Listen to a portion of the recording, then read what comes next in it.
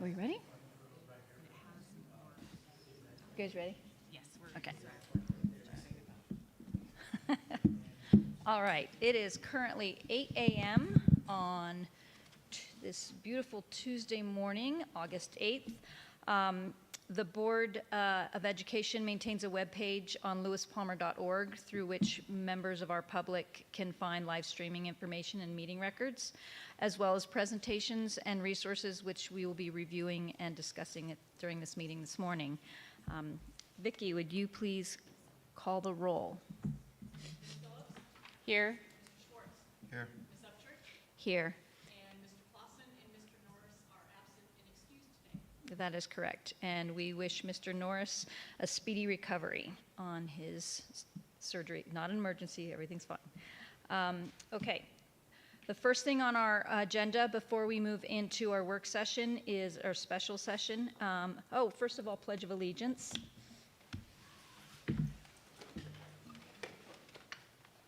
Mr. Schwartz, would you lead us in Pledge of Allegiance?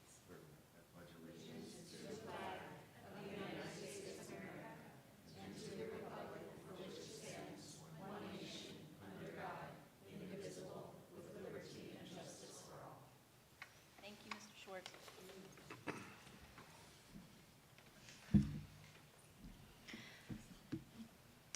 So the first item is a board discussion and action item to consider and approve Colorado Association of School Boards Delegate Assembly resolutions. These are the resolutions that we also passed last year, so this is just a vote to renew those same resolutions to forward on. The Delegate Assembly is October 6th through the 7th. And the reason that we're doing this today is because the resolutions are actually due this coming week. So by the time we have our regular board meeting, the submission deadline would be too late. Board, have you had a chance to look at the three resolutions? Mr. Schwartz? Yes. Ms. Phillips? Yes. Okay, so also a delegate may be chosen by consensus. No formal vote is required, or one of us can volunteer or suggest another board delegate. Currently, I'm the board delegate, but we can also discuss that as well. Are we discussing that this morning? Well, if we want to change delegates.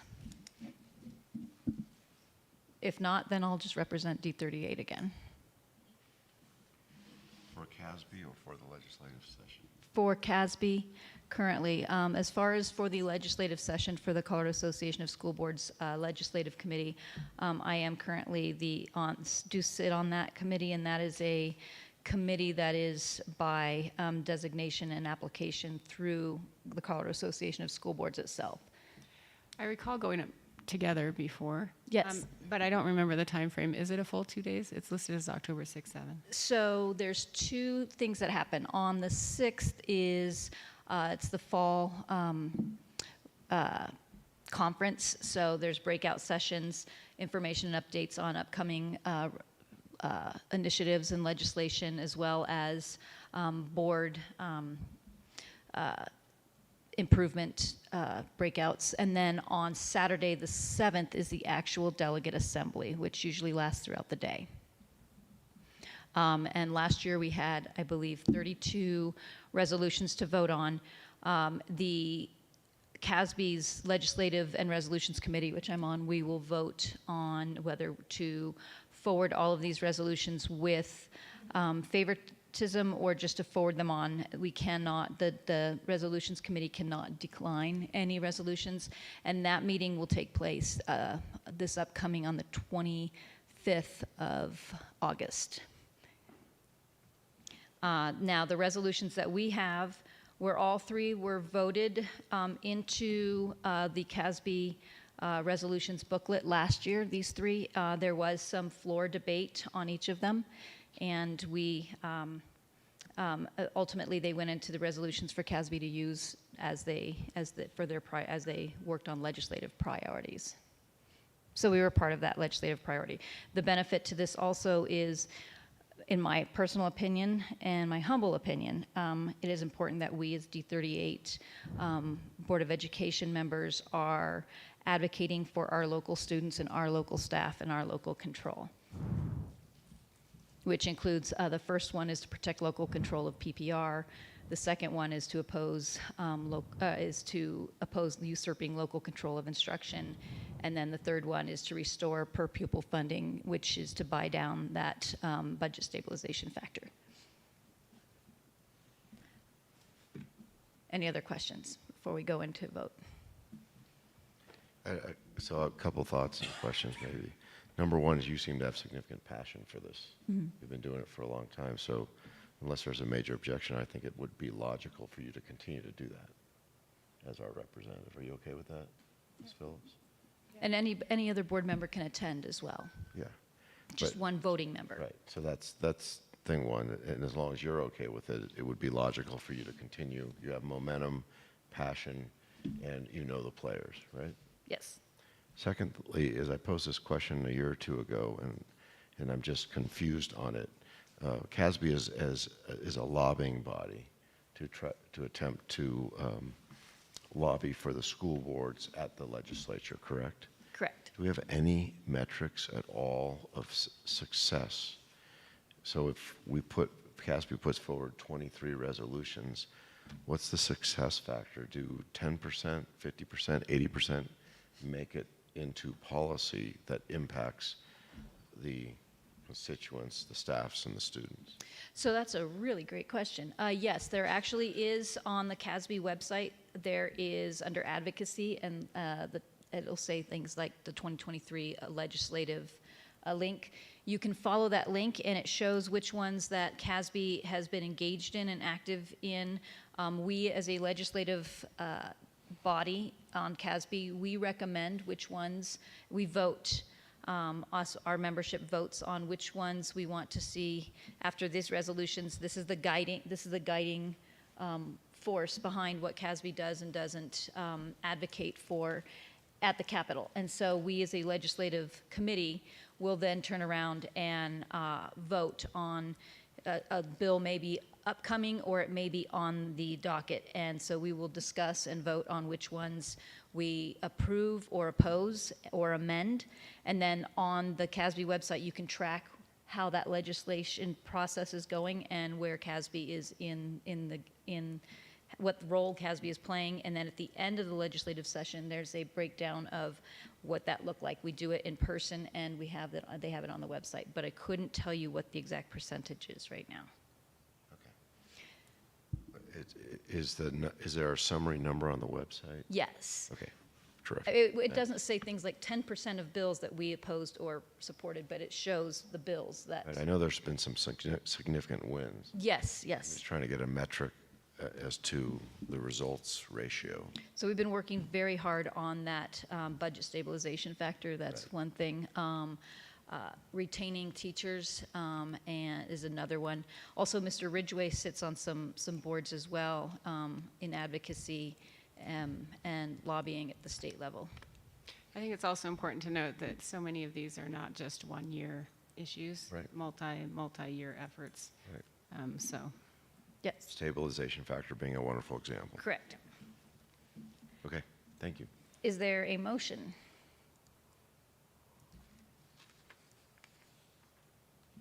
sure, I'll make a motion to approve the resolution. I'm assuming we need to do all three separately, pardon me.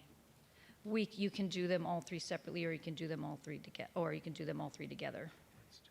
So I'll make a motion to approve all three resolutions as presented and authorizing Ms. Tiffany Upchurch to present the resolution to the Colorado Association of School Boards for consideration.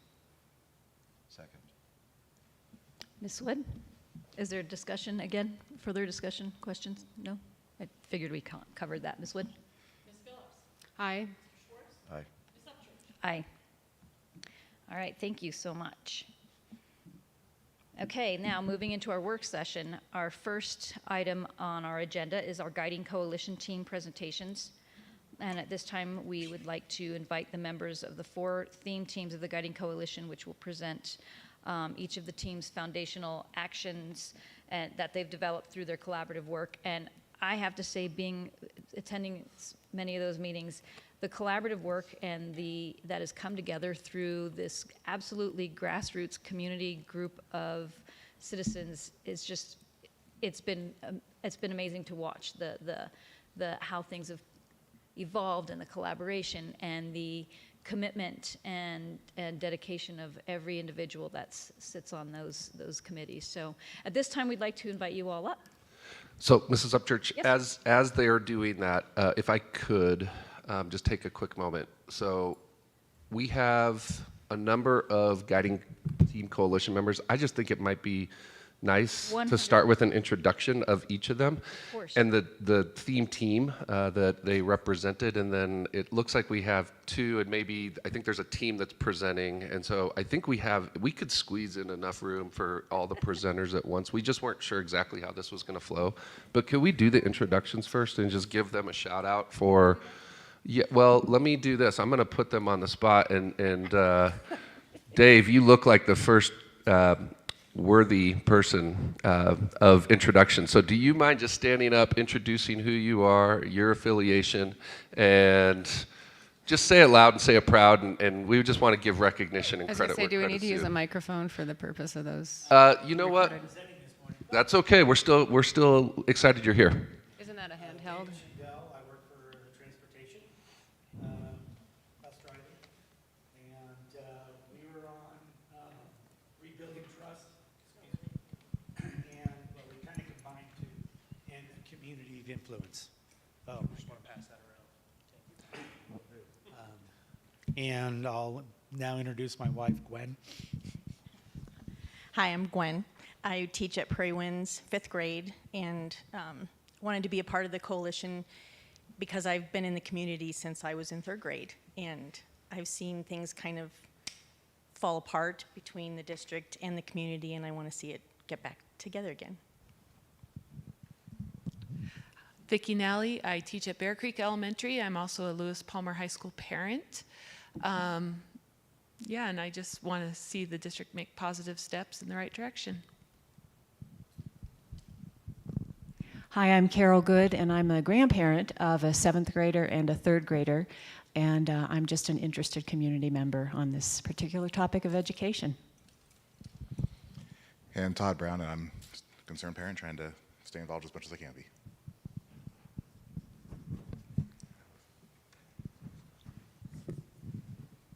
Go ahead. Good morning. I'm Emily Davis. On? Yes? Okay. I have 2 students in the district in secondary schools and serve on both of their building accountability committees as well as the district accountability committee and the guiding coalition. So just kind of wanted to jump in and learn more about the district and how it's run and just be part of continuing to make it excellent. I'm Kirsten Zook, and I have 2 kids in the district, one at Prairie Winds and one just starting at Lewis Palmer High School. I'm the chair of Prairie Winds BAC committee and also on the DAC as well, and so wanted to be a part of this too. Hi, I'm Stephanie Paulskill. I'm a parent of 2 students at Bear Creek, and I am also the executive director of the newly restarted D38 Foundation.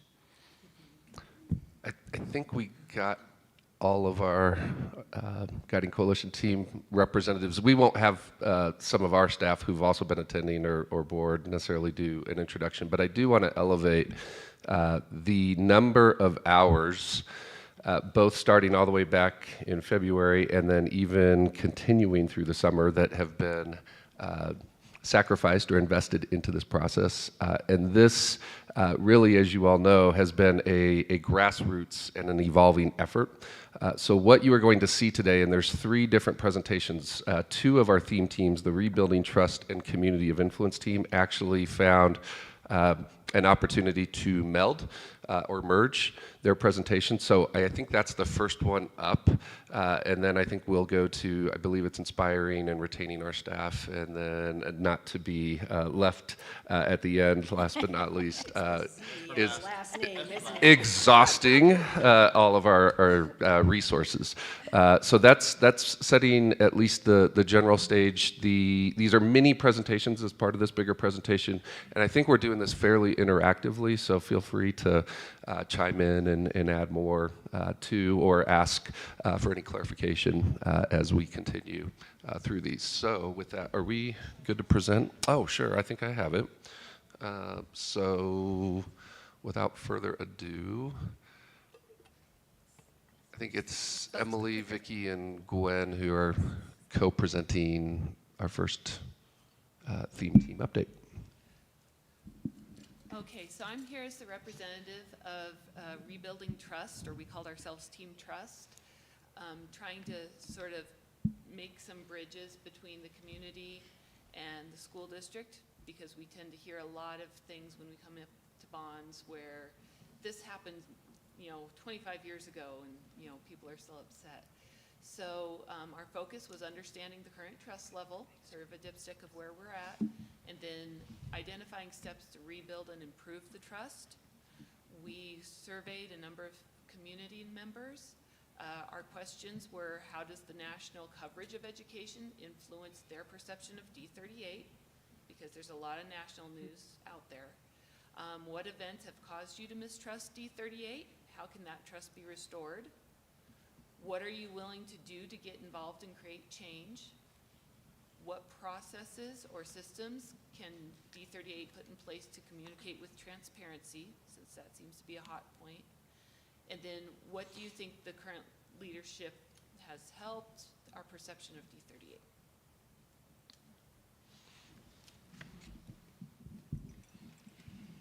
All right, I'm from the Community of Influence group, and we wanted to have an understanding of who makes up our community, because we know that it's not all people with kids. And so we need to understand those people, but we also need to understand the people who aren't involved in schools and what they want and they expect of our schools. And putting that all together, trying to find out what everybody in the Tri-Lakes community wants from D38 so we can meld together. So some of our questions were, what role do you think that District 38 should play in building community in the Tri-Lakes region? And in what ways do citizens contribute to their local school district? And do you have enough information to vote on school matters? Do you have a way to gather that information so that you can make choices? So from our community interviews, we were able to find about 10 themes, and then from the 10 themes, we whittled them down and kind of combined and merged themes, and we came out with 3 of our top themes. The things that we want to put action plans to are creating authentic, consistent, predictable, and relevant information over time, connect with the community on an ongoing basis, and build relationships between D38 and Monument Academy families. So we identified these 3 themes, and then we are putting action plans to each of the 3. And so we've only put one action plan together in a rough skeleton so far, and we'll share that one with you, and then in the coming months, we'll put together the additional action plans, and I'm sure come back to you guys with kind of what the overall goals that we've established are. So to begin, our first action plan we called Bring in the Community. And one of the goals is to use our D38 facilities to connect with members of the community. We see a need to streamline and promote the rental process and to have a real can-do attitude. We would like to challenge every site in our school community, every single school, to host at least one event for the community, and not just an event that the community comes in to say, we would like to rent your building, but maybe to seek out. David had a great idea, especially trying to reach families or people who live in this community who do not have children. He had the idea of hosting a pickleball tournament. It's out of the box. It brings in people who primarily in that age group do not have students in our district, but it brings people into the facilities. And the idea behind that is to create a sense of ownership and pride in D38, and to really make people feel like their lives cannot be separated from the presence that D38 has in the lifeblood of this community. And then we also really want to encourage the sites to just focus on those non-student events. We know that we use our buildings a lot for things like scouts and churches and athletics, but most of those families are already touched by our district because their students are in our district. And so we really want to try to go outside of that and bring in maybe a homeowners association or something through the business community and bring those people and connect them through our facilities. So the next part of the action plan is to connect students and local businesses. When David and I were out doing some interviewing, a big thing that we heard was that the businesses want to know what's going on in the schools and they don't hear. And so they have just kind of stepped back. And so we'd like to see businesses talk to the schools and find out, you know, hey, do you have any students that do this? We'd like to bring them into our businesses and then help build that community. And then also see what we can do for community service around the Tri-Lakes area by businesses talking to the kids or whatever, the kids telling us what they see needs to be done around here and make that connection. And then the third point of our action plan was opening up some opportunities for the community at large to connect with the district in a more positive way. One of the ideas we were bring in some senior volunteers into our kindergartens and preschools as senior readers, give those folks a chance to serve with our smaller children and make some connections there. Also, maybe create a presence on the Nextdoor app simply because a lot of community information seems to be going in and out through there. And that is all we have for you. Do you have any questions? I have an overall question. If you can flip back to one of your first slides, the trust, the very first, rebuilding trust. So correct me if I'm wrong, but a lot of first of all, how were your survey questions developed? As a group, we went through a process where we brainstormed quite a large list, and then our committee, and it was more than just the 2 or 3 of us that are here today, we went through and voted and narrowed them down to try and get to the essence and combine the questions and refine them a bit. Super. And I'm not trying to like punch holes in your methods or anything, just wondering. And I completely understand that coming from the point of we have mistrust in our community. I've lived here since 2006 myself. I'm wondering, is there also a component of the great work you're doing that would benefit from coming from the angle of there is already some trust and building off of that, given that the way that we start with a goal in mind can sometimes influence the method and the thought process behind it and how we actually transmit information to the people we're working with. Does that resonate at all? I know that you guys have been out in the community talking to people. Is there an element of trust left? Oh, definitely. Yeah, no, and it wasn't as bleak as sometimes it seems on social media and those platforms. And some of it was just seeing exactly where people were getting their information. Some of those questions that focused on like the national coverage, that spurred other things like, well, what are you reading and seeing? Where are you getting those informations? And it was surprising what some of it was. Right. So looking at that, looking at, taking what we've got and building on it. Yeah. And that's sort of why our two committees merged. Because once we felt like we had a baseline on where we're at, then combining with the community influence to sort of take what we've got and start from there. Sure, super. I love that idea. It might not be so much mistrust. I mean, I know that there's some underlying, but I think now it's more apprehension. And I think people are not sure how to start to come back together. So I think that what we're doing is facilitating a way for people to get back together again. Yeah, there's been some gunk. Who cares about the gunk? Let's forget about the gunk and let's move forward. So that's what David and I had found was that there wasn't that underlying, we're mad at everybody. It's what do we do? We want to get together, we're not sure how that looks. So we're trying to build that now. Right. And a lot of folks didn't, if they don't have kids in the district, the ones that we interviewed, they didn't really have any clue what was going on in the district. So, seeing some opportunities to offer some ends to that population and Sure. build up some relationship. Sure. Yeah. And I thought it was interesting that in the interviews that we did, a lot of people said that one of the primary ways that they get information or would like to, it was from trusted sources.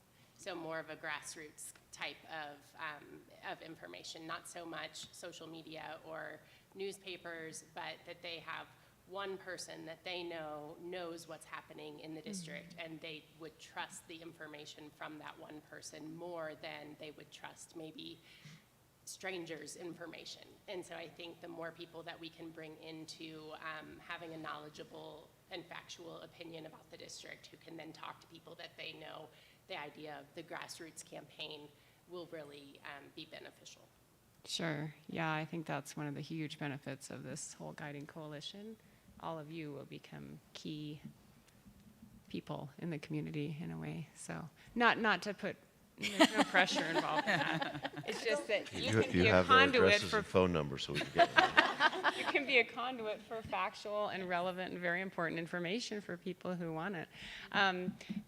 The next thing is just something that I know you, Emily, you and I were in on a session together. Can you flip to the slide that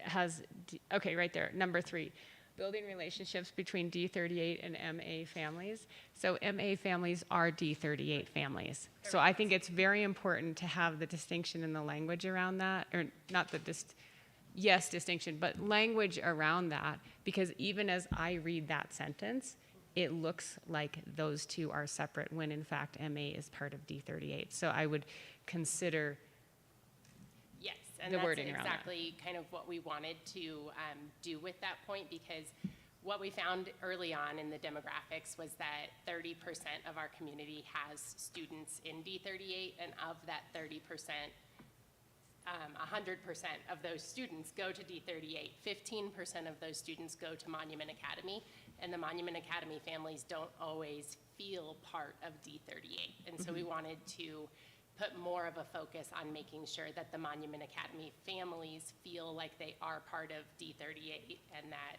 they are the excellent charter school in an excellent district, and that it's not, MA has its own board and they do their own thing and they're separate, but to really kind of build that bridge and make sure that the MA families know that what happens in D38 matters to Monument Academy, because we are all one. Right. Yeah. So, and I think there's distinction around language with that as well, that yes, the D38 culture, operationally, they are different, but there can be, community education on that as well. So, Mr. Shores? Yeah, a couple things. First of all, big thank you. It's a lot of work. It's a lot of heavy lifting, and unelegantly said, the grunt work is always at the beginning, right? So thank you for volunteering to dig in and do that piece. One of the things, Emily, you mentioned, I thought that really was an answer to a question I was going to ask, which is, what does success look like in each of these areas? The most interesting thing that I've found in working with members of the community, especially those that are indirectly connected or don't have a direct relative or a child in the district, is what good looks like to them, what their data feeds are, and what they choose to do with it. And so I'm curious, besides the one example you gave, did any other of the respondents give us a vivid picture of what good looks like? I don't think so. I think they were kind of, for us, they were kind of surprised at the discussion that we were having. So yeah, it was, I don't think that they got to think that far, and I don't think that we've gotten to think that far either, because we're so at the beginning. Right. So I think we're,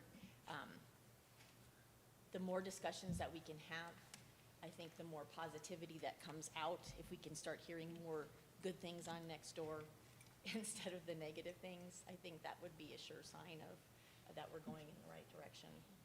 But I don't think that we've made any distinctions yet as to what that looks like. That'll be at the next session. Okay, great, thank you. Well, and I think where we as a board can also help with that is when I look at some of these ideas and thoughts, I went to the action plan, and I think of what opportunities there are for each of our buildings at the building level, of how can we partner with the administration here in Big Red and us as board members and as parents and our buildings to put some of these into place and collaborate with and partner with our building staff to see some. I love the idea of bringing in, for example, senior volunteers to read. I can remember as a parent at Lewis Palmer Elementary, us taking our kindergartners over to some of our senior centers and how touching that was and what a positive impact that had on some folks that don't even necessarily get visitors that often, but just bringing Valentine's cards. So that make those small little things make a big difference, I think. So I know we've got some other theme groups that are still presenting, but I just want to say thank you, because the amount of work that you put in even throughout the summer and the we'll have ahead of us, I'm so proud of done as just a grassroots of caring citizens and staff members and parents. So, Brett. If I could ask a question, maybe I missed it during your presentation, but I'd like to drill into that can-do attitude part of this, and if you could just maybe provide some extra context or clarity on that for me, please. Well, we had the pleasure of having Ron sit in with us last time, and he actually kind of coined that phrase. And so we really kind of appreciated it, the idea that the schools already have a lot going on, and it's easy to, I think, when you're in a school, it kind of becomes your little world. And you see what happens inside your building, and you see all of the events already on your building calendar. And so thinking outside of that and really just being more aware and cognizant of wanting to bring people in, and instead of saying, well, we already have 3 events this month, maybe changing that to, we know that bringing people in is a goal. Do we make it happen? And just kind of having that shift in paradigm of, we want this to be successful in, how can we do it? Any other questions? We have some mentor programs that we've started. I remember learning about that with one of our presentations last year, and I think we're expanding that, are we not? Yes. I'm just going to leave it at that right now. All right. Our next group. Thank you so much. Can we go? We have to go to our first day of school. Oh, yes. Well, let me write your pass. I have that covered. I volunteered to do that last week. Thanks, guys. Okay, so I am the Inspire and Retain Staff in the Short-Term representative. As you can imagine, most of our people were staff members, so they're in buildings today. So I am the sole warrior that will present for our team. So I wanted to go through a little bit of the process that we went through that spoke a little bit to Teresa's question earlier. So that's what I wanted to get grounded in when I did my presentation. So we really went through 3 phases: a deep understanding phase, a design phase, and an action plan phase. So that's where we are now, as you can see on the right. Our deep understanding, we sat down and looked at different areas where we wanted to understand things about D38, and that's ultimately how we came up with our 4 themes. For our group in particular, we were asked to do interviews. We were able to interview 15 different district staff members, and what we really tried to do with that was get a very representative slice of the different staff that we have. So as examples, we interviewed a first-year teacher, we interviewed a para, we interviewed a long-term sub, We interviewed someone from nutrition services. We interviewed someone from transportation. We talked to a special education teacher. So, and we tried to do it across the different buildings as much as we possibly could. And these were the 4 questions that we asked. We kind of wanted to start on a positive note, because if you ever ask a staff member, why did you come to D38? It generally is a very positive answer. And they usually have really good insight and reasons as to why. So we didn't want to just be very focused on the negative side of things. We wanted to really ground them in, why did you even come here in the first place? And it was lovely to hear a lot of the answers that we got back. Our second question is, if you are or would leave, what are your top 3 reasons for leaving? We thought if we left that question a little too focused on the main reason that you're leaving, it would all focus on compensation, and we wanted to try to get out of that a bit. What promise could the district make that would constitute a major shift for you, was our next question. And besides compensation, what would make you stay? So once again, we were trying to get away from only talking about the money side of the problem, because that, as we all know, that's not really something that we can fix. Then moving into the design phase, we looked at all of the different answers associated from the interviews, and we came up with different attributes. For us, we only had 5 common attributes, so we're going to talk about those 5 today. And then the exercise was to take a look at those 5 attributes and say, where are we today as far as function? Are we low or high? I'll show you that on the next slide. And where do we think, if all things stay equal, we get no additional resources, we can be in 2 years? So we're trying to figure out what are things we can actually influence and go from there. So again, our purpose was to find ways to help our staff feel valued and want to stay in our district. Our themes are attributes that we identified, and these are in order of priority and frequency. We mostly heard from almost everyone that we want to recruit and retain experienced staff in the district. The people in our buildings want to work with high-performing people, okay? Compensation was our next item. Community support was our next item. And I want to have a slight distinction there, because every staff member we talked to said that they felt tons of support in their buildings and with parents. So when we're talking about community, we're talking about the 70% that are not representative of people in the schools, okay? Collaboration between administration and staff, and then high-performing systems and operations in the schools and the district. So talking about the business of what we do sometimes is not as effective or as high-performing as it could be, okay? This is our strategy canvas. So again, that process that we talked through. So we rated on a scale of low to high function. That's the black line that you see, kind of where we are today. And then the red line that you see is where we hope to go in the future. And as instructed in our exercise, we took the places that we had the largest gap so that we could really identify those are the actions that we want to start with. So we're going to do actions across all 5 of these categories, but the places that we have the most influence are in collaboration between district and staff and high-performing systems and operations in the school and the district, okay? So all of the 2 actions I'm going to present to you guys today are kind of a blend between those 2 categories, if you will, and they have influences over those categories. I'm going to pause here because I feel like you guys have questions. No? Keep going? Okay. All right, so our first action plan is to create or clarify a district-wide decision matrix. So one of the big feedback points that we got is there seems to be when decisions get made, they're either made by the board or the district, and then they're pushed down into the buildings.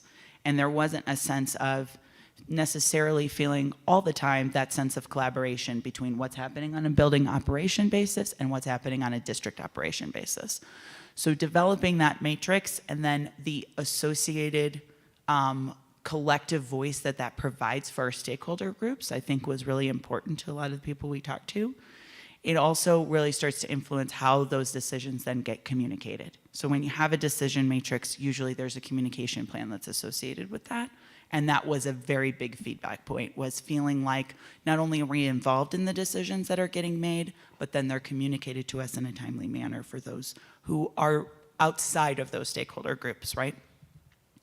So we really looked at that as the district leadership team, and Dr. Summers would be sort of the leaders of that. We did like a brief list of responsibilities and actions and then a timeline. Really, our resources required are looking at what other districts are doing in this regard and how that affects their communication across kind of the stakeholder groups. And then we tried to identify success criteria right away so that we could understand, is this actually something that's going to move the needle or make a difference for our staff? So doing some sort of employee engagement survey. And then we were fortunate when we were putting these action plans together to have 2 of our district leadership team there. So Bridget O'Connor and Devon Johnson participated, and they said, we already have a really good feedback loop going from the district leadership team down to building leadership and to the staff and then back through. So they said for this one in particular, they felt like that loop was going to be highly critical in determining success. Okay. And our second action plan was to develop purposeful opportunities for district-wide connections. So again, a lot of our feedback was people feel very connected in their individual buildings. They're very connected to their leadership teams, as a staff, they do a lot of team building, but across buildings and then even with district leadership, they don't necessarily feel that same connection. So trying to figure out a way to build some teaming across those different stakeholder groups was really important to people. So what we came up with was building horizontal and vertical. So an example of horizontal is a grade level team. So like all 3rd grade teachers in the district get together, or we partner with 2 elementaries to get together. Or vertical, they talk about what was discussed was leveling up or down. So as you're making the transition from 8th grade into 9th grade, getting the 8th grade and 9th grade teachers together to be able to talk about what that looks like and what we're missing there is really important. So once again, the district leadership team is identified as sort of the leaders of this particular initiative. And I think the thought was the thing that they can initially influence more readily is PLC time. So some of that is going to be a little bit challenging this year just because PLC time is typically planned in advance and some of that's been assigned. So Devon and Bridget didn't feel like that would be difficult, but that we would need to take that into consideration, that some of the initial PLCs for the year have already been planned. It's been determined to either be a school-led or a district-led learning. So they would have to work and kind of sit down in some of their district leadership team meetings to figure out how we would carve out that time. Then they would take that back to their staffs to say, okay, what do you think we need to look at? What is some suggested content? Who do we want to get together with? Who do we not feel as connected to across our buildings? What makes the most sense to do? And then using those principles to go back and kind of make those connections. So the expected implementation timeline was that they would start with this as soon as this fall, with hopefully implementation into the PLCs for the spring. And then we spent a lot of time talking about success criteria with this one in particular, because we really want to make sure that this is something, because we heard most often that they don't feel that connection. We really want to see, well, how can we make sure that this is actually what they want as far as connection? So looking at an exit ticket with 2 required questions and then just some comments. On a scale of 1 to 10, was this impactful for your learning? And on a scale of 1 to 10, do you feel more connected to your peers across the district? Okay? And that's all I have. I'll take questions. Questions? I have one only because my analytical science mind turned on. So can you go Sure. back one Yeah. slide? The last question on a scale of 1 to 10. Are you asking, do you feel more connected, or a change in connection given that specific session? Or are you, I'm not understanding. Yeah, it was what you're wanting. intended to say, let's say we're going to do 2 hours in a PLC. Do you feel like you're feeling more of that connection across being with other people in your buildings, or people outside of your buildings? Yeah, So- not to direct. I'm just wondering if there's a way to word that question so that you get more the data that you want. Yeah. Yeah. And again, this is our first pass at the action plans. That's Yep. great feedback we can take back to figure out what's the right way to sort of phrase that so that we get what we're getting at, because ultimately they want that connection and collaboration across buildings and with district teams. And then that's another piece we haven't really had a chance to assess or look at yet, is how do we bridge that connection? This kind of is a great plan for getting people to collaborate across buildings, okay? And that's great, and that's lovely. It's also a little bit more curriculum focused, which is also lovely, but some of that is already in place. So how do we actually take this a step further and say, hey, we want to also feel connected with district leadership and district office, and what does that need to look like? Is that social gatherings? Is that team building? Is that icebreakers? What does that look like? So I think that's going to be the next evolution for us on this particular action plan is, okay, we figured out a way to do across buildings by function, given specific parameters around curriculum and teaching students, which is great. But how do we also feel more connected outside of those groups?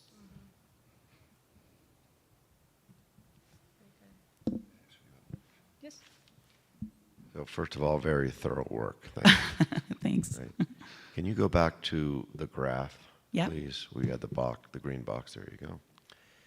Was there any summary analysis or feeling on the weighting of the 5 criteria here?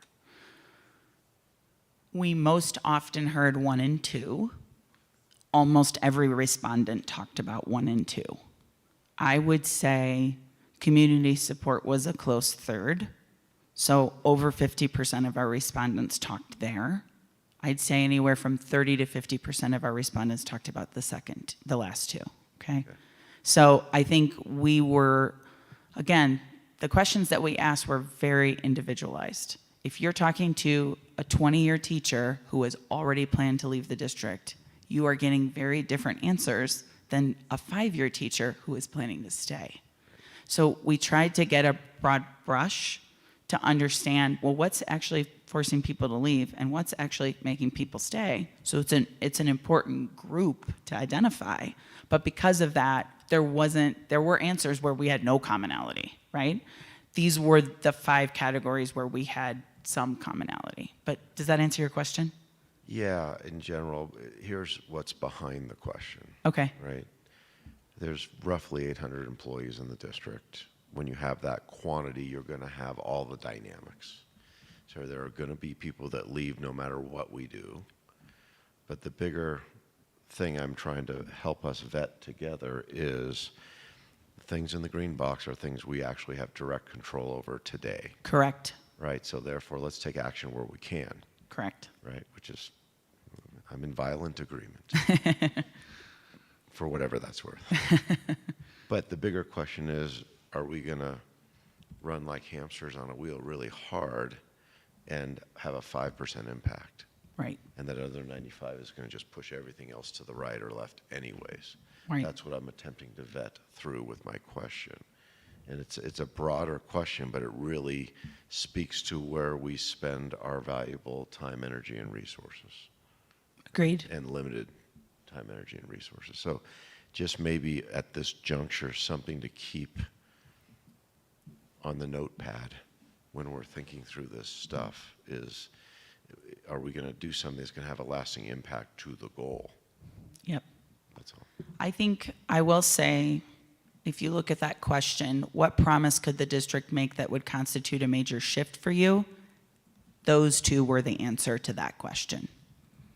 So collaboration between district and staff and high-performing systems and operations, that would make that was the answers to those questions where we said, okay, this would make a major shift for you. Yeah, makes perfect sense. Ultimately, Ron, though, does that mean they're going to stay or go? We have no influence over that. There's Well, tons of factors associated with that, right? On a macro basis, if we're doing enough to move the needle, the answer is yes. And that's really what was behind my question. Yeah. So, but I think it's 10% are going to roll anyways. right. And you're always going to have that in any environment. Right. And then given the challenging environment of education that we have, it's even more so. But Agree. I think the things we can control are this. And in a lot of ways, we're trying to figure out how we can change the conversation. So I use that a lot when I'm talking about the foundation as well. is that we're trying to change the conversation, stop talking about the past, stop talking about what happened, and change it to say, hey, let's support what are all the good things that we're doing. So if we can show the staff, here are some other good things that we're doing, the hope is that that would move the needle, right? I have a question. Yeah. When you were looking at some of these, when you're looking at these 5 matrix right here that we're still talking about on this graph, I'm curious what opportunity there is for the staff collaboration committee to engage in some of this work with the feedback loops as far as collaboration between district and staff. So when we hear from our staff collaboration committee, for example, that says our PLC days don't work the way they were, but so we've changed the PLC days, for example, to Mondays, where we have full days instead. So making those differences when we're moving forward with some of this work, recognizing that a lot of these recommendations, by the way, are going to require some commitments from our leadership and our staff as well. And so when we I am fully confident that our leadership is up to the challenge and ready to roll, and so I have full confidence in that process. So when I think of this moving forward, is there an opportunity? I don't know if this is a question for the staff, for Amber, or for Dr. Summers, or if this is a question for the committee on working with our staff collaboration committee when we're working forward. I'm going to jump in. Had the opportunity to spend quite a bit of processing time and really found the content of what this particular theme team gathered, and then just the processing around it. I mean, I'll be honest, there's things that you hear and you're like, there's a lot of room to improve. And at first you can take a little bit of a posture of, well, wait a minute, we did it this way. And what I'm highly sensitive or reflective to on all of this is, but there's always opportunities to get better. And let's validate that this is feedback that we're hearing. One of the questions that I had as we process is, it would be helpful to hear more specifics, because I was hearing a lot of big picture kinds of things. One specific example of where this is working and working well is the work that's happening in staff collaboration committee. However, I feel like there's a challenge there for us, because it's not as simple as saying, well, check that box, we have it, and it's working. That's one vehicle. That's one method that we have available to us to ensure that we are getting a lot of direct feedback from our staff and being able to incorporate that into our decision-making process, which you'll note on Action Plan 1, there's a whole lot more that we're trying to detail. But I also feel like there's just a fundamental, like, human spirit and connection opportunity that we just have to make the most of it every moment. This is not as simple as saying, well, the district does this, the schools do this, the individual staff members are doing what they're supposed to do, and we're doing what we're supposed to. No, how are we all in this together? How are we ensuring that the types of connections and experiences that our people have are actually contributing to a spirit of, I feel part of something that's bigger than just myself or bigger than even just my school, and that there's a district connective tissue that we're evolving as we go. And I think, again, there's just a lot of opportunity with that. I feel like it's risky, or it takes you down a path of thinking where it's like, yeah, but we've done da-da-da-da-da. What else? Well, there's a lot of what else. Because whatever speaks to one person may speak really well to that one person. What may speak to that next person really speaks to that individual. I appreciate what you're talking about, Mr. Schwartz, in that we can't just do all this activity and expect to see result without there being a clear through line. How does this all actually merge together? And I think there's a lot of alignment and overlap as we are going to be building out through our strategic plan in this process. But I'm just going to give you a great example, 2 great examples. One, on September 1st, it's our first Friday work day / professional learning day. And we have an opportunity. It has been, I think, 3, almost 4 years since we've had an all-district staff event. Well, we have an all-district staff event. We have an opportunity through that event to really bring everybody in, develop opportunities for really strong connections, create clarity in what we're doing, how we're doing it, and why. And we'd love for any of our board to be there as well. That's one example of how do we make the most of that type of opportunity. Not that it's all about just one event, but that's a big one that's right around the corner. Another one, and I think this was an example of where is this not working, and we'll talk a little bit about it now. The point is not to dive into what worked well or not. The 4-day week conversation that emerged over the course of last late fall into the spring was messy. And I think there was a lot of frustration and a lot of people that felt like, well, I understood this part of it, I didn't understand that part of it.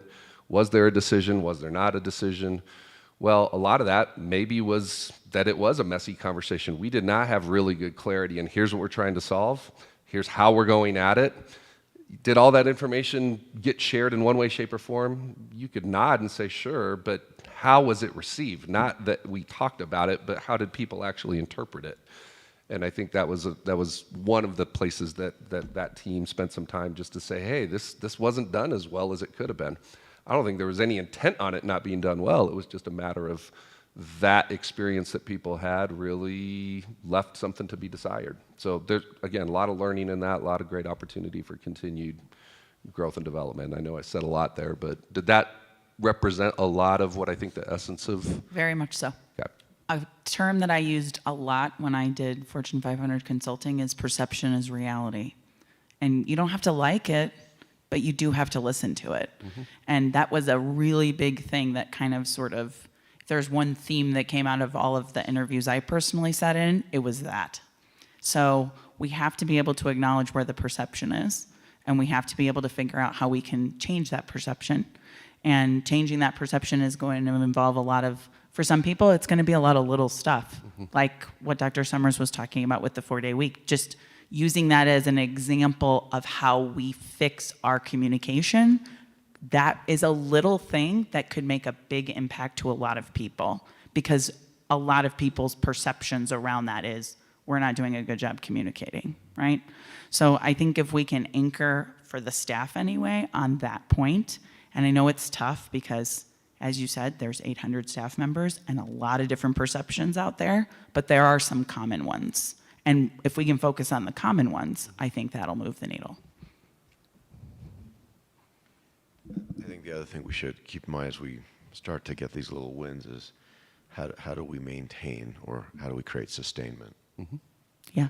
And how do we communicate that out tough. to the rest of the stakeholders, also in the community, so that they can see that we're supporting and getting some wins there too. So consistency will be a big thing. These are all things that are really easy to say, but not so easy to do. Agreed. Well, and I think that can also apply to rebuilding trust and communities of influence as well. Yeah. Any other questions for me before I pass it on? Okay, thank you. Thank you so much. you. Our next theme group, Miss Kirsten Zook. The words. Thank you so much. And that was the financial resources team. Yeah. We had an original name, which was the depleted resources team. We felt that was too sad, so we moved to Let's pull the mic up to you a little bit. Oh, sorry. So our team was small, but that gave us a lot of advantages. We met quite a bit outside of the regular team meeting because I had great partnership with Carol and with Chris. Chris is at her school, so she couldn't be here today. Carol is right back there. So our team's goal was to assess the community's understanding of D38 finances and to develop a comprehensive strategy to effectively explain the district's financial picture. But in addition to that, not just looking at what we're doing, but we also wanted to look and implement best practices for that other highly successful districts were following. And that was on we've looked at a national level and then a statewide level and then sort of our local districts that we regularly interact with to look at what each of those groups are doing. So we followed the same process that the other teams followed, where we started out with with interviews, and we approached our interviews in a 2-tiered fashion. So we originally thought, okay, well, we need to garner information from the community. Well, who is that community for us?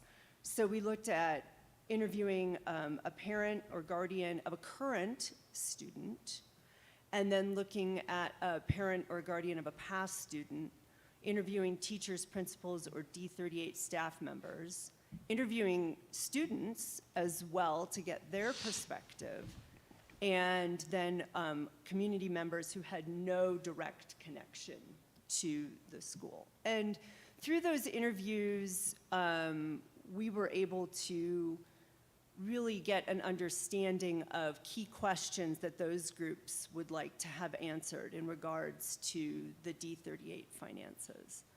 And so the questions we asked them to get the information was, what do you already know about the finances? And those responses were very interesting. What would you like to know?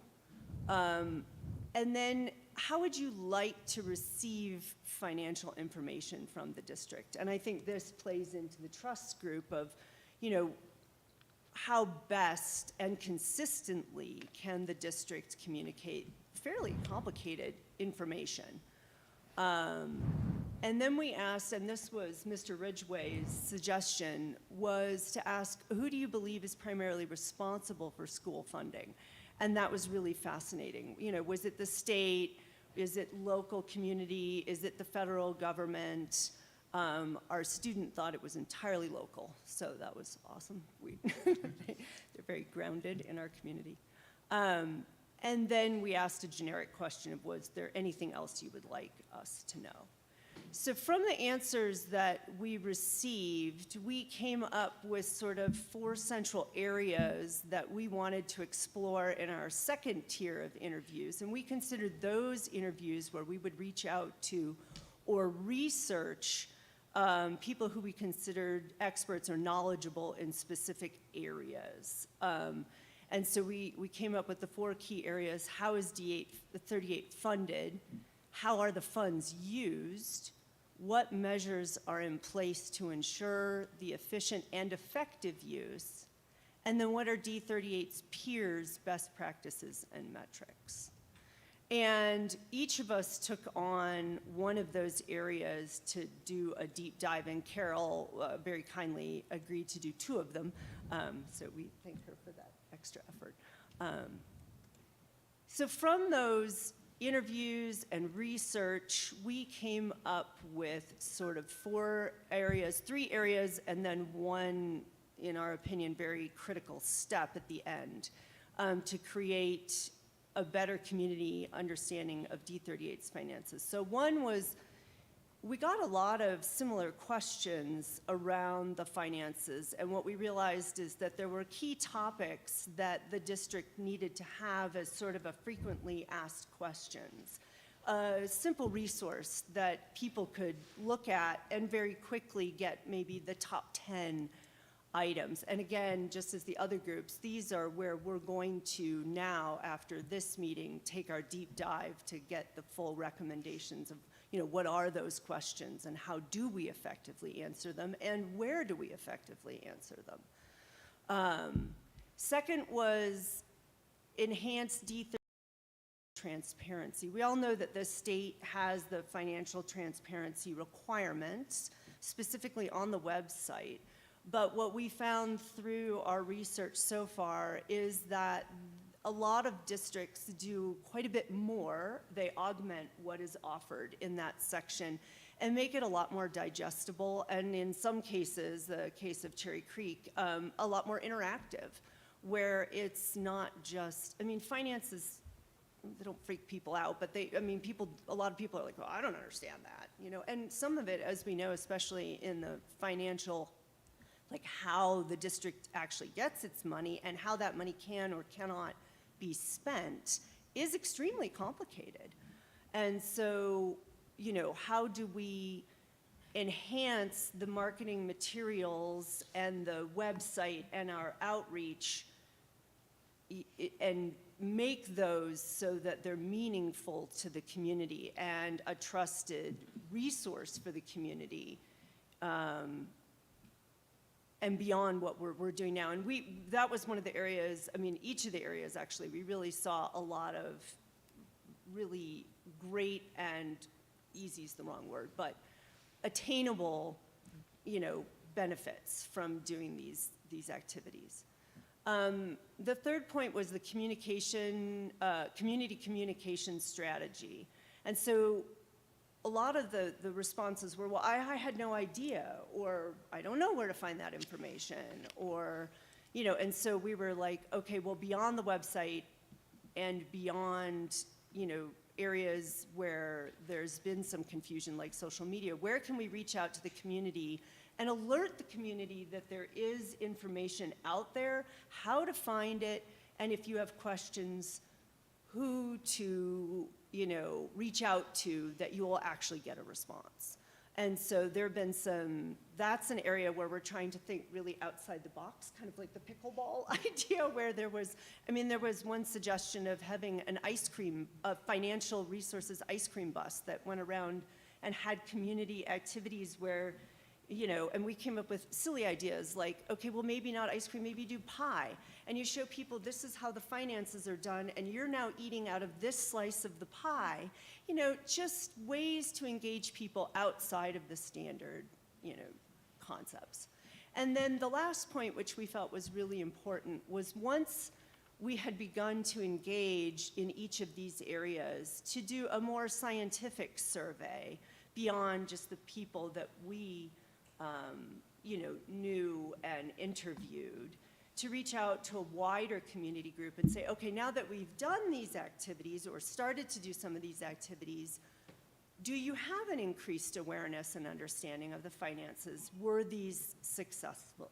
And that we felt needed to be something beyond our skill set, where perhaps we have a group or a consulting group or whatever that can actually formulate the question so that you get, because it is a science, correct, of how these questions are asked, that you don't get a biased response. And so to really look and see, okay, are we making headway in this endeavor?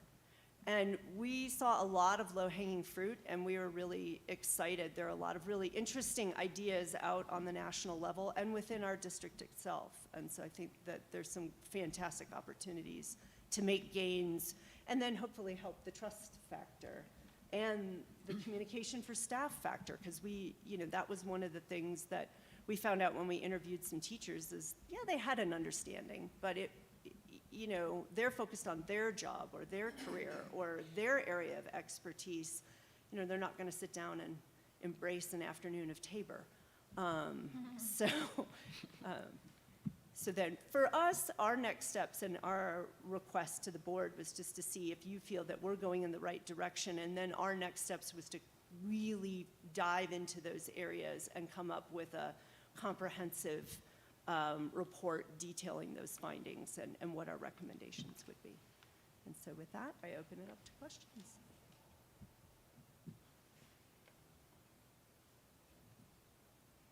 Do you have any questions? I don't have any questions. I have a thought. Do you mind flipping back to the previous? Oh, yes. And it just came to mind in terms of something you said as well, in terms of communication and the two pieces in the middle there, enhancing the financial transparency intermixed with the community communication strategy. Yes. One theme I've heard as one board member and as a community member is there's an awful lot of talk, like you mentioned, about what happened in the past. Mm-hmm. And I'm wondering if it would be helpful in your financial transparency material, or even the frequently asked questions material, to have a chronological timeline of the financial decisions that have been made in this district up until today. Just so that people have that for reference, and also just as a means of communicating along all three of those blocks.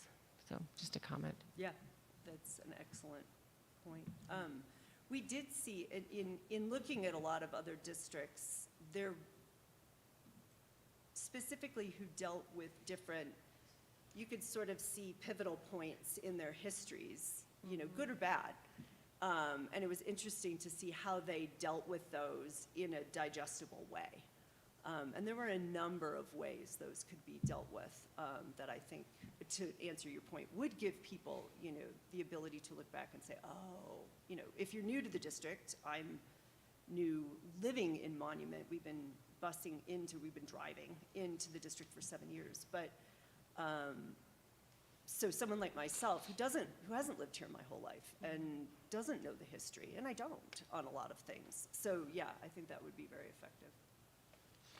The good news is that in our outreach, there was a lot of commentary that Mr. Ridgway in particular, his efforts over the last year to bring D38's finances to a different and more sophisticated place, and his ability to communicate that has really been well received. And so I think we're starting from a place of strength, which is very exciting.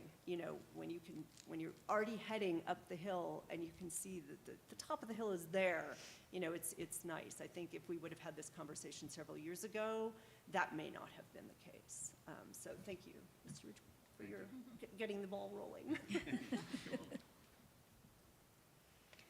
What I found very interesting with some of the survey results was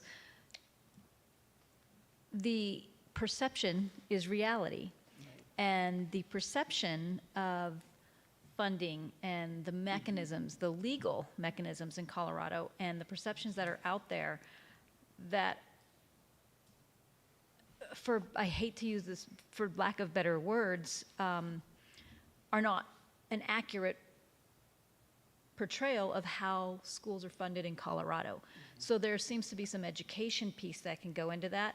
And to that point, with some of the frequently asked questions, when we look into other school districts and their websites and how they are handling the frequently asked questions and the perceptions that are out there, there's not necessarily a need to reinvent the wheel. There's learning that can be done from some of our peers and how they've done it successfully. And I think we are on a good path there. And again, it does require, all of this work requires commitment from our staff here at D38 and for example, with the website and working on that requires commitment. And I'm confident we're up to the challenge. There's so much good work that went into all of these themes. What I noticed as I was listening in was that there is a tie-in with each of these themes. They are dependent on each other, and they have the ability to help and enhance the other themes and have a positive effect. So they each, building trust, staff collaboration, and communication, our finances, all three of those themes, and the community of influence, actually all four of those themes really do have the ability to affect negatively or positively each other. So as we've been going through these meetings, and I listen and I learn, and I think, wow, all of this melds and gels together. So thank you all for your work too. Dr. Summers and team, do you also have any input or thoughts?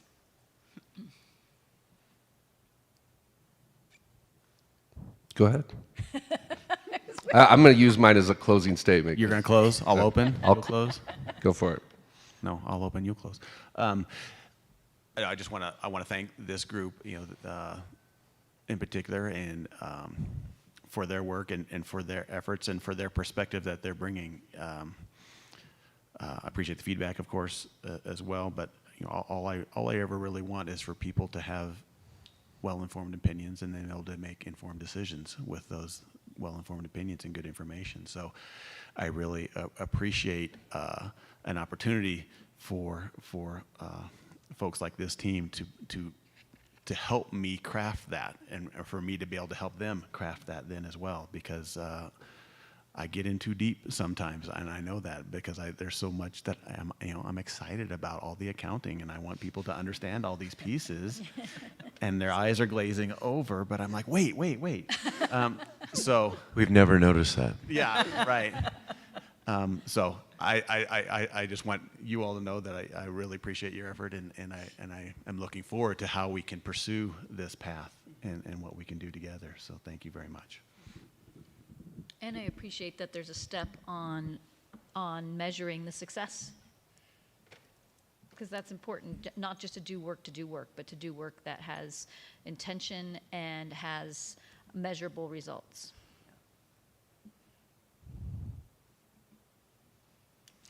The only other thing I wanted to lift up, and if you recall, we spent a little bit of time at the retreat, and I know that feels like eons ago, but it was first week of June, and there were some key messages that I know our board was committed to sharing back with the Guiding Coalition. I think we had the chance to do that in one of those summer sessions. One of the things that's sticking out for me is that how does this type of community engagement process continue to gain traction, not only within the construct of what the GCT has helped us do up to this point, but really as a model for what can be done across multiple different opportunities for engagement and interaction within the community. And it takes, what I'm just reminded of is what we started this whole team with was courage, passion, and commitment. And I think that's what's exemplified in all of the individuals who've not only had the chance to prepare and present today, but also that have had some role in the development of what has been cultivated here. And all of this is in very strong alignment with what we're already speaking to, and I know this sets the stage hopefully for our strategic plan update, because I think everything that we're talking about within each of these theme teams is referenced or corresponds to priorities, initiatives, and what goals and results we're striving for. So that's just, I think, a good sign of work that makes a difference, work that matters, and again, we're very thankful and grateful for this thoughtful, courageous, passionate, and committed group of folks. I want to echo the thank you and recognize that this grassroots group came from a very diverse group of community members all across our community, from all four corners, from all different dynamics and where they are in their life journeys. And it really is the folks that have stepped forward with this grassroots work. It's inspiring. It reminds me of why we are D38 and why we are the Tri-Lakes community and what we all can accomplish together as a group for all of our students and all of our staff and our entire community. So thank you all so much. So I wanted to say thank you to all of you as well, particularly Dr. Summers, for putting the group together. I think it's been very, you come into it and maybe you don't have as much understanding of what the group can achieve, and it's been really insightful, and Bill has been fantastic to lead the group, and I think we're headed all of our groups into some really interesting places. But thank you for all your support and for the snacks that we get every You're welcome, and I would be remiss, and thank you for lifting up Bill's name. Bill Martin, who's helped co-facilitate our experience up to this point, unfortunately was not able to physically be here. I'm sure he will be watching this with interest once it's published, and so yeah, we definitely owe him a big tip of the cap and appreciation for the time that he's spending with us and the work that he's helping shepherd. So good shout out there. Thank you. Just one more thing that I forgot to say that I really wanted to appreciate Stephanie for restarting the foundation, right? That's been a kind of a dormant opportunity and that exists in the district, and so been a lot of work for that, and I'm really looking forward to what that will be able to accomplish and what we can do with that as a team as well. So thank you. Thank you. Thank you all. Anyone else before we move on? Thank you so much. Who gets the clicker? All right, moving on to our and we are only 5 minutes over time. I guess a little bit more, but close. So our next agenda item is strategic plan update. Dr. Summers and our executive team members are going to facilitate a discussion relating to the district strategic plan priorities and our key performance indicators. So Dr. Summers, would you like to start? Yes, please. Just so I can get us moving. Okay, so let me do the best I can to succinctly summarize what this update will be sharing. So if you recall, and we have continued to build off of our vision, mission, strategic plan, and our values framework. So this helps reorient not only ourselves, but anyone who is wanting to learn more about our system and how we go about what we do toward the strategic vision of elevating the futures of every student every day. And this is, I think, our now 4th year of really leveraging our strategic plan and the priorities within to help shape our specific actions, and this year really help demonstrate the results that we are achieving. So again, this was something we spent quite a bit of time on in, call it a work session, brainstorming, think tank, if you will, back at our retreat in June. And so what you are seeing today is the summarized version within each of our priority areas. So we're going to hover in on all 6. And you're going to see a slide that, number 1, speaks to, here are the strategic initiatives that are most of essence to our work that we are executing. And then that will follow with a slide that says, here are those measures, or at least the beginning thread of how do we know we're successful.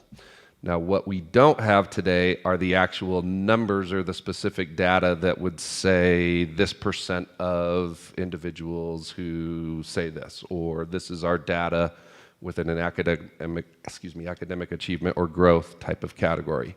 What we do want to do is at least tell you, here is the indicator. Those numbers, those measures are work that is in progress. So we would anticipate as we go into our upcoming regular board meeting this month and then into September, that we have all of this organized and synthesized into something we're going to call an organizational scorecard.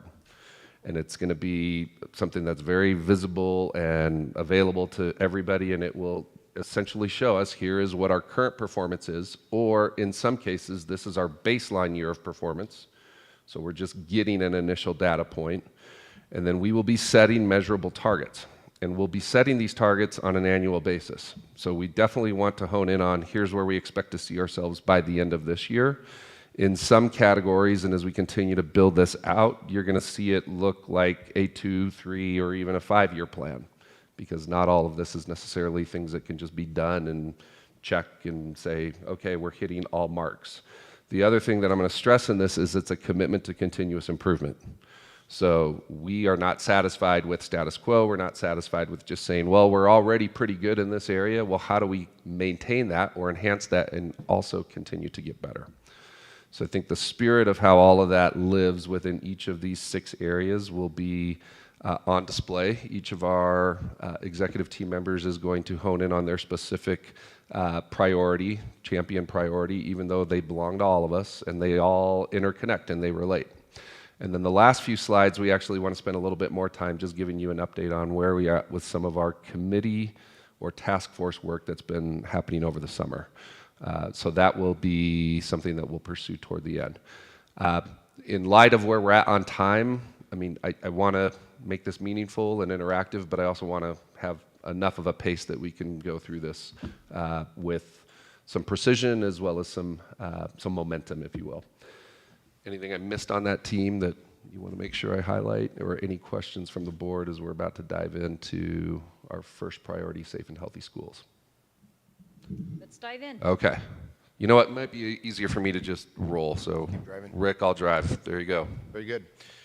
Strategic initiative, safe and healthy schools. One of the things we had the opportunity to do following the board retreat in June is just this last week we were able to bring our leadership team together, where we also take a look at these initiatives. And we had a small breakout group that included Dennis Coates to really sit down and take a look at these safe and healthy school initiatives.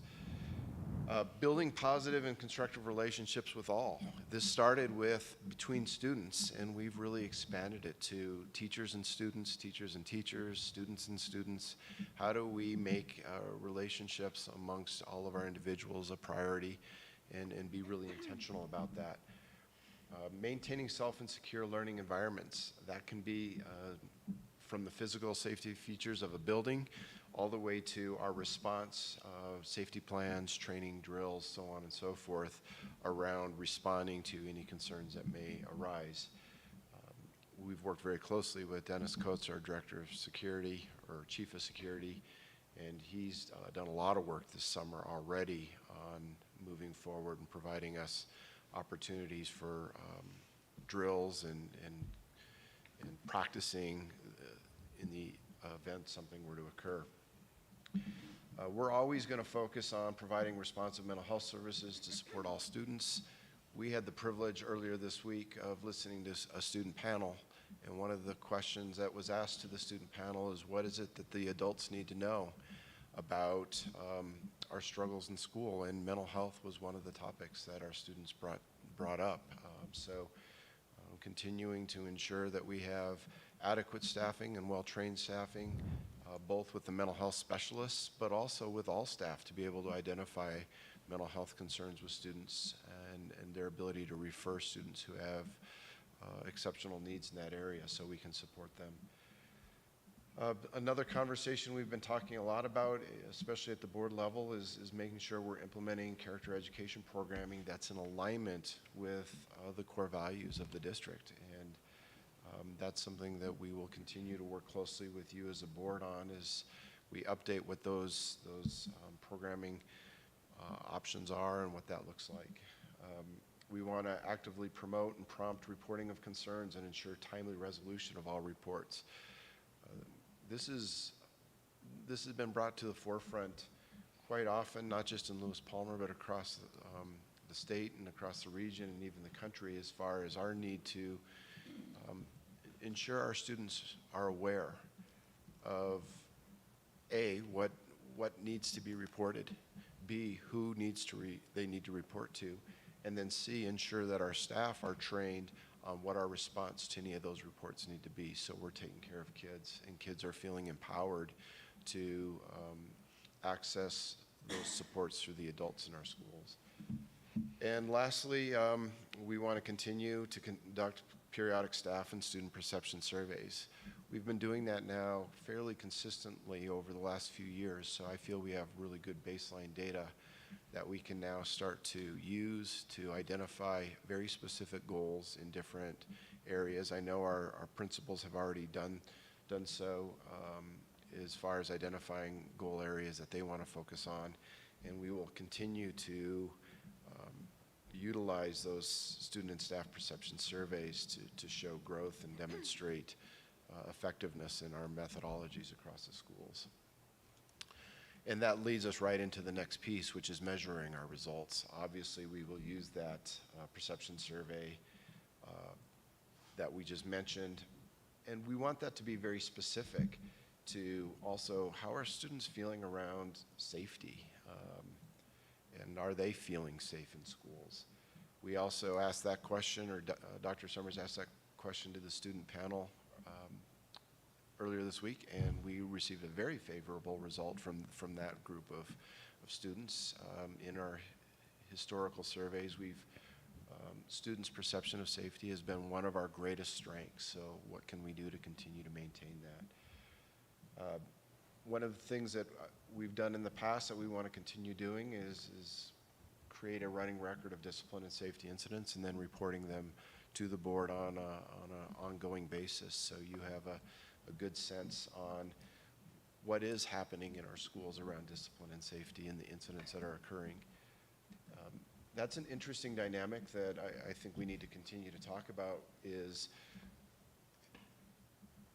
not always, a reduction isn't always positive, because if you don't have any incidents, which I don't think would be a reasonable expectation, that could also indicate that students aren't comfortable reporting incidents. That's something our consent task force has talked a little bit about, is as we educate students around how to do the reporting, and as students get comfortable, reporting might actually increase. So it's not just the incidents that are reported, but I think we also need to talk about the response and the resolution of those incidents, and capture information and measure that as well. One of the things that we're working closely with Mr. Coates on is developing a rating system for our safety drills and exercises, so we can measure effectiveness. Timeliness of an evacuation, it would be a very simple example of how we can start to rate and perform our performance in those drills, and ensure that we are in fact taking them seriously and improving our response rates as a result. And then we need to demonstrate our staff's capacity in their ability to respond promptly and effectively to safety-related needs and concerns. So again, that's a focus on training our staff, and then creating measures to through drills, and if we ever actually have a need of a safety-related concern, take data on that and ensure we're being effective. Any questions on the Safe and Healthy Schools priority? I think I handed Mr. off. Schwartz? What level of progress do you think we've made thus far? I'm very optimistic that I guess one of the things I'd say to that, Ron, is when you start talking about priorities, just in the act of talking about it, thinking about it, and starting to measure it, you start focusing on it in a way that naturally develops progress. I think we've done a tremendous job. I think the consent task force that we'll talk a little bit more here has done a wonderful job of bringing things into the forefront that we need to talk about, and we need to be aware of, and we need to focus on. So I'm feeling very good about that, and I am really excited about putting some of these measures in place so we can operationalize that and define that more clearly and demonstrate that progress. So I think the progress we have right now, while we might have some objective measures, is primarily anecdotal, and that's important and something I want to build upon, but by no means is it the end point. Thank you. Ms. Phillips? I just have a thought for you and it connects back to the previous presentation. Actually, you can go back to the other slide, about perception being reality, and that first point there, and the survey tools being used. It's one thing for a student to say, I feel safe. It's another to have the knowledge to know what to do if you don't feel safe, or if you know a friend who doesn't feel safe. Do they know what to do? And that goes back to a conversation we were in last week, I realize. But I was just putting those two things together, and I imagine that you are thinking along the same lines in terms of the survey tools and the survey questions, and the specificity of that really matters beyond the perception, although the perception is very valuable as well.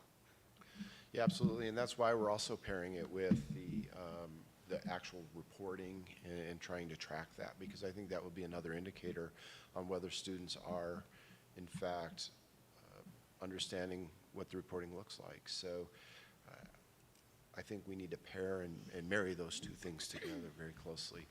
One of the things we're being very cautious about is we don't want to make wholesale changes to our surveys, because we want to be able to track data over the course of time. So when we look at these surveys, we want to, there's opportunities for us to polish a little bit and add additional things as they come to our attention, but we also don't want to lose good data that we've had over the course of a few years, and we want to continue to ask those questions as well. That makes sense. Yeah, it does. I think there's the component of having the longevity and continuity of data over time, but then there are also some things here that are unique to D38 via some of those discussions going on in other task forces that could provide immediate feedback for the district in terms of operational aspects and transmitting information and knowledge to the students and the community. Agreed. So I just have 3 quick points. To piggyback off of what Ms. Phillips was saying, Teresa, you're absolutely spot on. That's something that the consent task force, which I'm sure we'll talk about in a bit, brought up also with our policy parts of how does a student go about reporting? What does that look like? What is the mechanism and what is the safety measures in place with that? And for adults as well, and informing parents on what that looks like. So yeah, that is spot on. I appreciate and applaud the running record of discipline and safety incidents. I think that's a great idea as well. I think that helps us as a board also be informed of incidents. Obviously, redacting identities and names, that's important, but so that we are in tune with what are we doing well, what do we need to improve on, and just having that accountability piece. So I thank you for that. And then the third one is I actually want to elevate our student panel that presented, as I understand, at the CASE event, and that they represented our D38 students very well, and that there was positive feedback from what I understand. Is that correct? Yes, and we actually are looking at doing something as early as this upcoming board meeting to further shed light on that. I think that fantastic group. I love that idea. I would love to see, could we do that? What I was getting at was, can we do that within our community with our student panel? I don't know. Is that something that's Absolutely. Again, I'll just leave it at yes. okay? We can do that and should. Thank you. Thank you.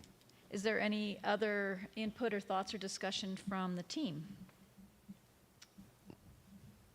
No? All right, so thank you so much, Mr. Frampton. Thank you. All right, passing the mic over to Amber Wetstein. Okay, good morning. I will speak to priority 2, which is our priority towards academic excellence for every student. Ultimately, we want every student to learn and grow. And this year, we will be emphasizing continued work with our instructional framework, which includes 4 components. The first being a standards-aligned curriculum. We started some good work this past spring in really taking a deep dive into the scope and sequence that we provide students so that we are ensuring that no matter what school, what classroom a child attends, they are getting what we might call a viable curriculum, and that is aligned to the Colorado academic standards. That work will continue throughout this school year. We are also doing work as a very large leadership team in taking a look at the instructional practices that we're supporting teachers with across our district. So we will be engaging in a book study this year that is called The New Classroom Instruction That Works. We have also begun training all of our teachers in 7 steps to a language-rich classroom. And we are engaging our new teachers in that training this week, along with bringing a few schools that have not yet had that training up to speed in September. And so we will have a common language across all teachers and leaders on the kinds of instructional strategies that we know highly impact students to be able to learn and grow. And then we are also taking a look at the assessments and data systems that we use to ensure that they are serving us well. We do have many assessments that we give students to gauge their learning, but we want to make sure that the systems that we've had in place for quite some time are still serving our students as best we can. And as we talked about earlier this morning, making sure that the professional learning community work that we are supporting our teachers with is valuable to them, and that we're structuring those meetings in a way that is serving our teachers well to be able to serve students. Finally, we want to expand access to future-ready learning opportunities, and this includes both providing students with multiple ways to earn the equivalency of college credit during their high school time, and also to broaden our career and technical education opportunities through work-based learning and student internships. Again, that was brought up from our Guiding Coalition team earlier this morning as well. So let me pause there before I go into how we're going to measure our success. Any thoughts or questions? Pause. Oh, okay. Okay. So some of the ways that we can measure and track our progress and continuous improvement at the early grades, we have ways to take a look at how our preschool students are learning and growing within the school year. We also have kindergarten readiness indicators that we will be able to show you and hopefully improve upon. There are literacy benchmark assessments that we have access to that are provided to all of our kindergarten through third grade students. Our Colorado Academic Measures of Success, which is our state assessment, measures academic achievement and growth for all students in grades 3 through 8. Those assessments provide us results in reading, math, and science. And then we'll also be able to report the matriculation rates of our graduating students, which provides information about how many students are attending a four-year or two-year college program immediately after graduation, and how many are accessing CTE programming, that's career and technical education programming, as well as enlisting in military forces. In looking at how we're expanding our options for career and technical education, we want to expand opportunities for students earning a workforce certificate or completing an internship during their high school time, which would prepare them to immediately start a career after high school if that is what they choose. And then I spoke about college readiness, students who are earning the ability to have college credit prior to graduation. What questions do you have? Mr. Schwartz? Ms. Phillips?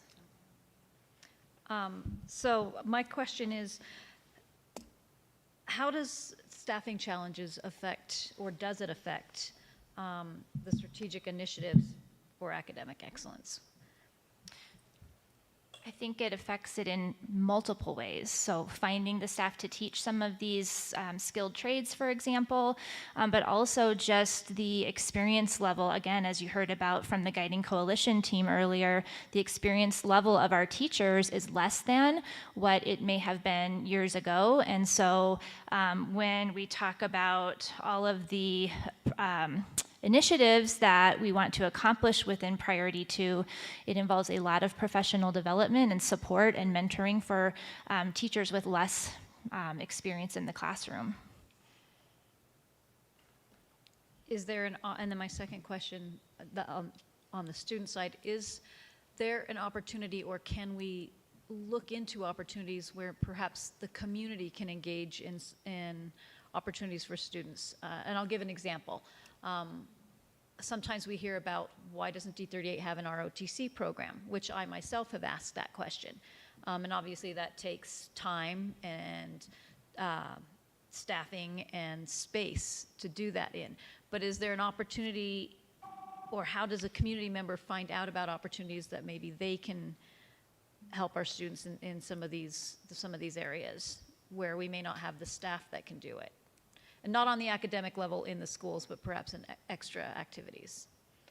So I think some of that speaks to the internship opportunities that we'd like to expand to provide our students with opportunities to be in the workforce during high school, learning about business opportunities and internships that they may be able to participate in.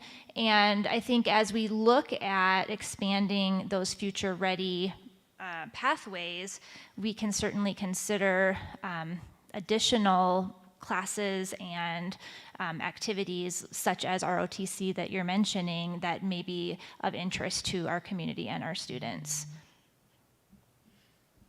And academic excellence isn't just the core of reading, writing, and arithmetic. It's also the other opportunities that we see in the classrooms and in the activities that engage what the portrait of a graduate in D38. And I think that that's where we see that work from the portrait of a graduate, of what has been the success and where has our D38 students found their belonging and found their place, and what has enhanced their journey in being ready when they graduate from our buildings. So there's a lot out there.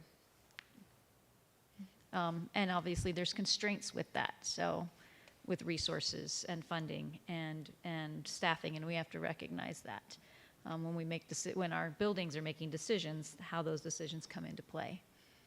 So thank you so much. Yes. I'm sharing my thoughts. Team, is there any other thoughts or input? Nope. All right. Thank you so much, Ms. Wetstein. Moving along then, valuing our people.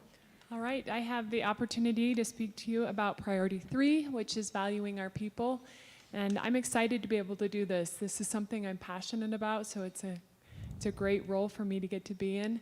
As we focus on the first area there, enhancing the employee as a customer experience, the way I look at HR is it is our responsibility to take good care of people, to make sure that every interaction they have with human resources is positive and that we're timely, taking care of them from the beginning when they apply for a position, if they have any issues with that, supporting them quickly, because when they do start the application, they have some bit of interest in working for the district, and we want to take advantage of that and make sure that we're taking care of them and getting them to the point of hopefully interviewing, and if they are offered a job, we act quick on trying to make sure that we make the offer. And one thing I'd like to point out with that is I didn't have the experience of being able to make those calls prior to some of the updates in what we're paying people now, but I will say that the fact that we're able to honor up to 15 years of experience is making a significant difference when I call and make an offer. Just people knowing that, some of the people who are coming back to D38 who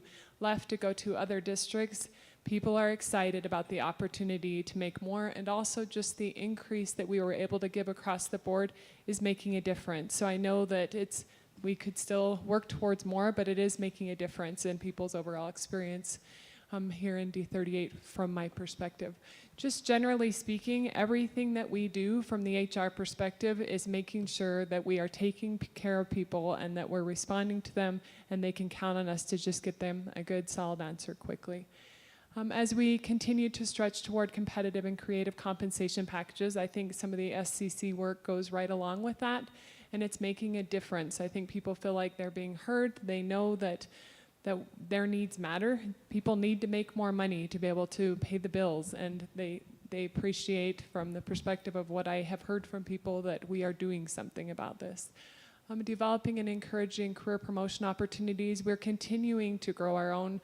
We're looking into various opportunities to really capitalize on some of the programs that are around the area, and also things that we can do from within to build up capacity and help people to feel like they have opportunities to continue to grow in whatever position they are in.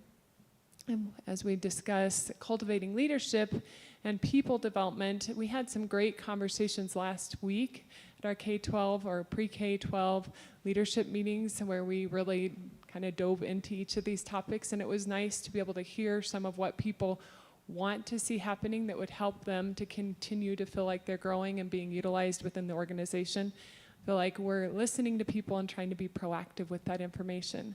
And as far as striving for a quality, thriving workforce culture, I think that we tend to support our students well and grow our students well, but as Amber referenced, we are bringing in more and more teachers that are new to the field, a number of people who maybe worked in previous industries prior to education that have decided to get into education. I think the more that we are proactive about helping them to do some of the most basic things, such as how to manage classrooms, how to build effective relationships, how to make sure students feel heard, and then how to create environments that really help students to thrive. That's something that we have to do purposefully now, especially, like I said, as we're bringing in such a diverse workforce. Sorry. It's okay.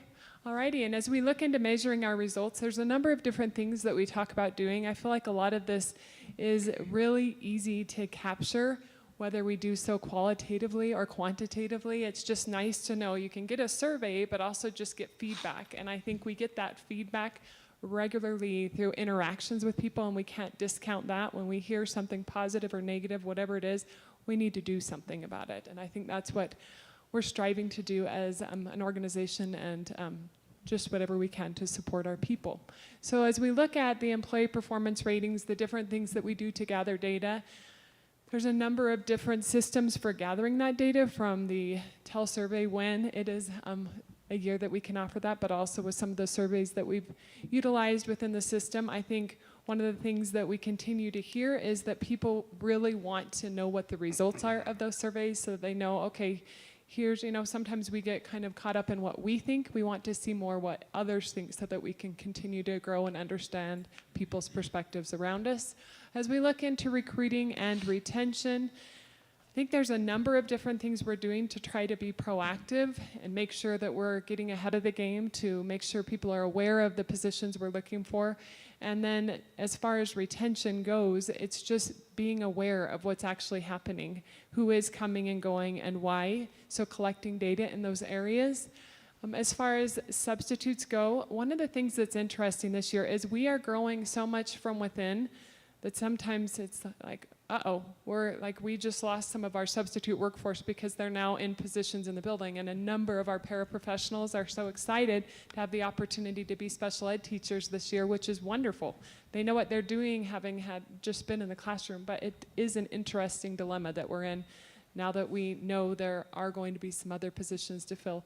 However, I will tell you, as of today, there's only one posting for a paraprofessional position, so that is very exciting. Unless you'd like to be a substitute or a paraprofessional transportation support person, we are still looking for those. So, and then the internal hires and promotions, I think a number of people just want to feel like, especially people that are working towards leadership opportunities, want to feel like there's opportunities from within. So we've discussed a number of different ways that we can continue to grow our people and help them to do amazing things here in the district, and hopefully stick around with us. But regardless, it will be their choice what they do, and we want to continue growing them and helping them to feel like they're making a difference here in the district. Does anyone have any questions? Any questions? I always have questions. Okay. So my first comment is, when we're valuing our people, what I applaud and appreciate is when you're in the buildings and you're talking to our people, we are still focused on putting kids first. And that first and foremost priority of our students, it really does. It is evident when you walk into any of our buildings across the entire district. So I really applaud and appreciate all of our staff for continuing to focus on our kids. In the past, we had, when you spoke to the exit polls or exit interviews, I know that with some of the changes that have happened in your position, that kind of got fell. Are you working on that still? I would like to start doing that moving forward into this year. We are collecting data through a separation form, which yes. I have gathered, and I'm happy to share with the board at some point. But I do think being willing to sit down and listen to someone so that you can gather that qualitative data does matter if somebody wants to come in. So I would like to do that. I would also like to gather data to just understand each interaction people have with human resources, and if they're getting the support they need. So beyond just collecting data for when they leave, but collecting data along the way. Excellent. Thank you. Any input, feedback, or thoughts from the team? Excellent, and thank you, and again, welcome to the team. Thank you, I appreciate it. All right, next is operations and facility planning. Good morning, everybody. I can't tell you how excited I am to hear the earlier presentation where we talked about the aspirational qualities associated with high-performing operations, because Lewis Palmer School District, we are in the midst of we've got an awful lot of first-round picks, and we've got an awful lot of great things that are happening, a lot of great decisions that are being made, a lot of great leadership that's occurring, and these across these boundaries and across these areas: transportation, nutritional services, custodial operations, and grounds and maintenance services. Certainly, we had a very on the grounds and maintenance side of things, very robust summer. Probably spent nearly a little bit over $2 million, and whether it be everything from parking lots to roofs to mechanical systems to a lot of school painting, a lot of things to freshen up the face of our schools. And it's all been very well received, and it's all collaborative. The great part about it is it's done in conjunction with leadership at the respective schools, and many times it's actually done in financial collaboration with the schools. There are many projects that we are doing right now that we are actually collaborating with the schools to be able to fund these things. Sometimes the Capital Reserve Program is budgeted or programmed to be able to capture 50 or 60% of a particular project, and then the school comes in and actually picks up that remaining portion. And it's been great conversations. It's been great to work with folks and great to make sure that expectations are met. Strong physical asset management and oversight. There's an awful lot of things that we are doing related to, whether it be facility condition index or the various different things that we are doing, utility and energy consumption, the things that Schneider is doing in terms of the oversight on the things that they are doing, and then the verification that we are having the benefits or the money, the savings, the utility bill savings associated with those things has been robust and continues to be very good. And there is proactive engagement with the schools related to their utility consumption, so they can actually see what's going on in their buildings, what the utility bills are saying, and so sort of work with their building managers and work across the board to make sure that things are going and lights are being turned off, various different systems are programmed in a way that's going to meet their needs. Enhanced safety and building performance management, work very closely with Dennis and Rick's team related to everything that's going on within the safety and security side of things. There's a number of different projects that we have on the books to actually enact here as we move into the rest of the school year. We have the cost management. Dennis is collaboratively working with the capital reserve side of things as well as his budget management. So we look forward to continuing to work with him related to those things. Plan for future community growth. We continue to work with our demographics consultant related to what's going on. As you can see, there's an awful lot of multifamily construction and various different things that are going on in the community, and we are not only participating in those engagements, but we are having conversations with the folks that are affected and what we think the demographer will tell us in terms of what are going to be the downstream impacts to our schools. That is a proactive conversation that is occurring right now. Have it with Brett, have it with Dr. Summers, and the entirety of the team, so that we sort of stay in front of that thing, because that's not one of the things that we want to be surprised about. Pursue strategic expansion opportunities. We certainly are we're working very closely with Jessica McAllister on this, and she's been great. She's got a lot of aspirational ideas, and we have sort of come alongside with Jess and sort of done some things over at PLEC to make sure that space can accommodate what's going on in those changes, as well as an awful lot of things that are going on with contracted entities over at Lewis Palmer High School, so we can support their home build program that's going on, as well as working with schools. We're teaching concrete mix design in class to schools at both Palmer Ridge and at Lewis Palmer High School, and then we're actually doing concrete projects with students so that they can actually get a touch and feel for how hard it really is, and sort of understand where their technical education is going to take them. Next slide. Related to KPIs, this is a great conversation to have with my team. We love talking about numbers. We love talking about making sure that if we wanted to be a 5, or what we've done is we've actually broken everything down into red, yellow, green. So stay away from the red. If you're in the yellow, what's the mitigation process for getting to green? And then once you are in the green, how do we stay there? So department scorecards, those are the things that we are in the midst of. We are actually enacting that right now. across all the operational organizations that I mentioned earlier.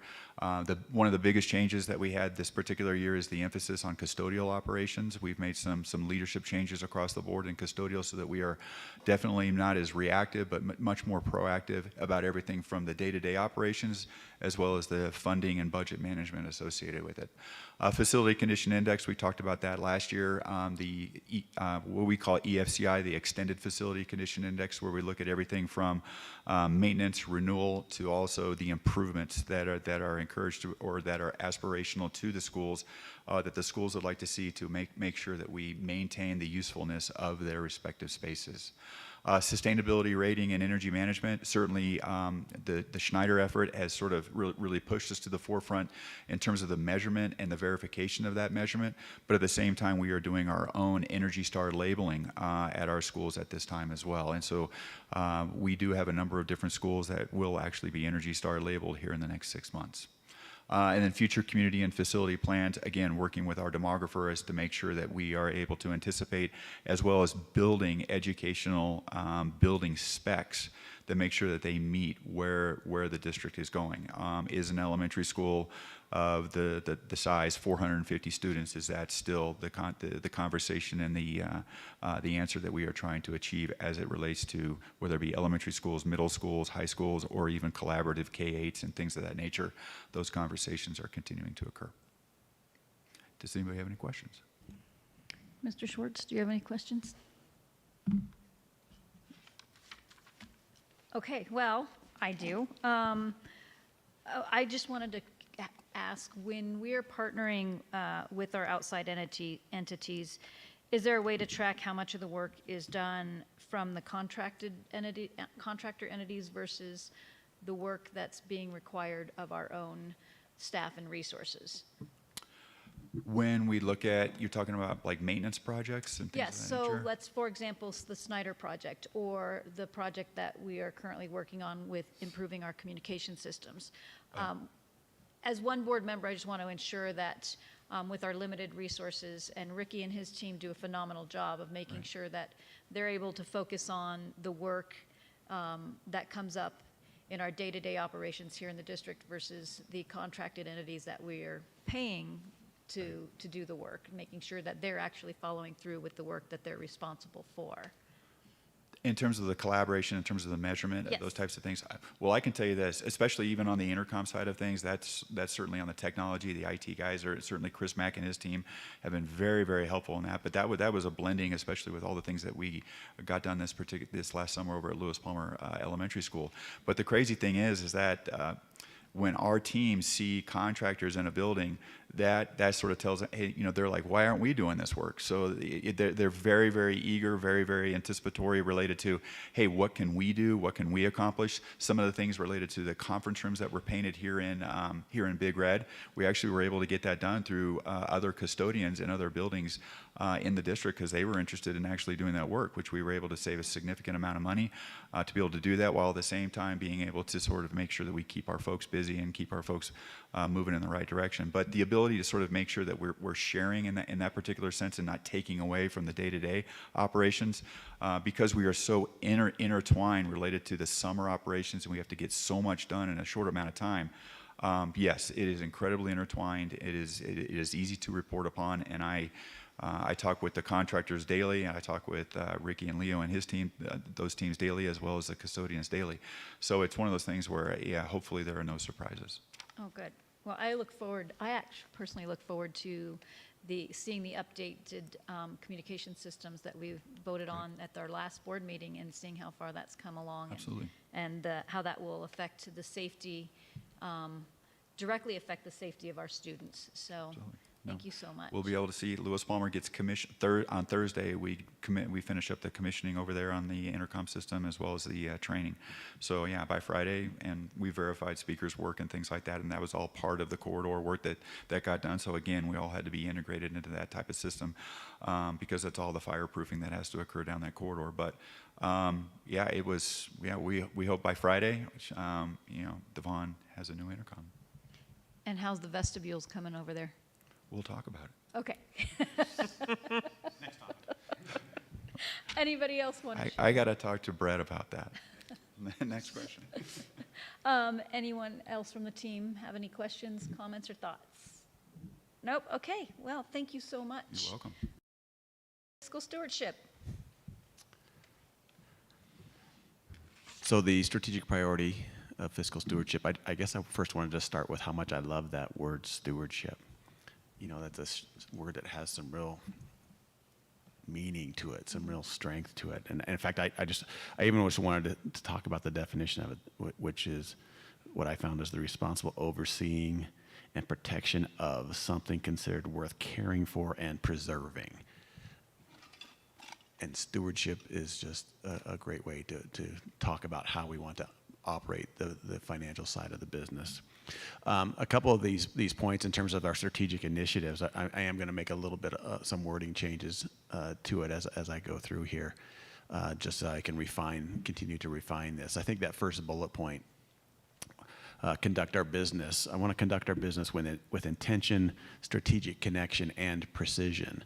The window precise performance we'll talk about as part of the KPI on the next page as the measurement of that, but it really comes down to doing this with intention and strategic connection and precision.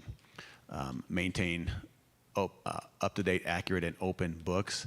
You know, we go back to the CPA exam, and the key phrases there are complete, valid, and accurate. We want our financials to be complete, valid, and accurate. And so that really speaks well to that. Prioritizing budgetary decisions in relationship to strategic plan priorities. So basically saying this has an impact on all those other priorities, and what are we doing? What are we prioritizing and sequencing for that? This final bullet point, consistently demonstrate ethical, what I'd like to say is appropriate and responsible financial decision making and use of organizational resources. To this point, I often tell people, I don't like the phrase that treat this like it's your money. I want you to treat it better than your money, right? We all can get a little careless with dropping our own money sometimes, and I don't want that. I want it to be better. I want it to be the best it possibly can be in terms of the ethical, appropriate, and responsible use of these resources. And then for KPIs and measuring it, this is where this window of precise performance comes into play. And that applies to a lot of different measurements. I mean, this applies to, it's really about budget execution. So it applies both to the revenue side and the expense side. It's not just any particular single point of measurement. We want to measure this at various points. So, school level, department levels, et cetera. We can break this down and make sure that we are basically executing the budget with that high level of precision. Again, we want that A+ work, 2.5% wide window.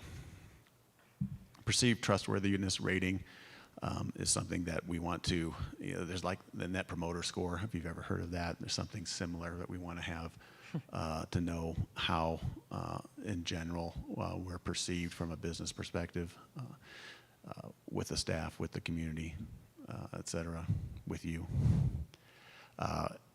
I want to balance, and this third point, I want to balance efficient and effective resource allocation. Hopefully you've heard me talk about that in the past, about how I consider this efficiency and effectiveness to be these competing priorities, and I always envision this old-fashioned seesaw that we had when we were kids, because now they're not safe to have. But I want that seesaw, on both ends up off the ground, right? I want to be balanced on that with efficiency and effectiveness. And then to have a competitive position and competitive performance in the local marketplace. And this speaks not only to things like what is our compensation level and what are our spending patterns are, but this is, we're in a choice enrollment state, right? And so how is our choice enrollment performance in that? How many students are we attracting that are what I call convenient choice because they just live over the line in Douglas County and it's really closer for them to come here? That's one thing, that's good, but how many students are we attracting that is what I would call more inconvenient choice? Like they are really making an effort to get here. Maybe they're crossing all the way, they're coming from D11 and crossing all the way across D20 to get to here. That's inconvenient. That's really, really intentional. And so those are little nuances I want to also make sure that we are aware of and measure in the marketplace.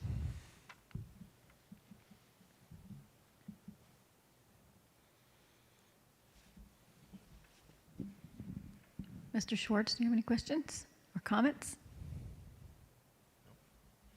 Ms. Phillips? I want to thank you. You have done, as was pointed out, I think you've made a huge impact on us in just the year that you've been here so far. It's been 1 year. We had our meetings last week, and I started out by saying, hey, I'm the first finance leader in 5 years to be here for a second year. So thank you. And can you point out to us again, I know we have now hired a new independent fresh set of eyes on for auditing us. When will we see that report? So that firm is called Holting and Company. They're a Colorado Springs-based firm, which I think is one of the big attractions of working with them, is that they are local into this area, and they are also handling the audit for Monument Academy, and it's really good to have the same auditor doing both entities, which we've had in the past. So it was good that when we both changed and stayed in sync with that. They have just, I think, finished up their field work with Monument Academy. Their field work with us isn't scheduled until the last week of September. And so then the report, and there's all the post-field work that really happens through the month of October, and so it's really getting into November when the report should be coming to you. Thank you so much. Sure. Appreciate that. And I think it's going to make a good segue, but first of all, is there anybody?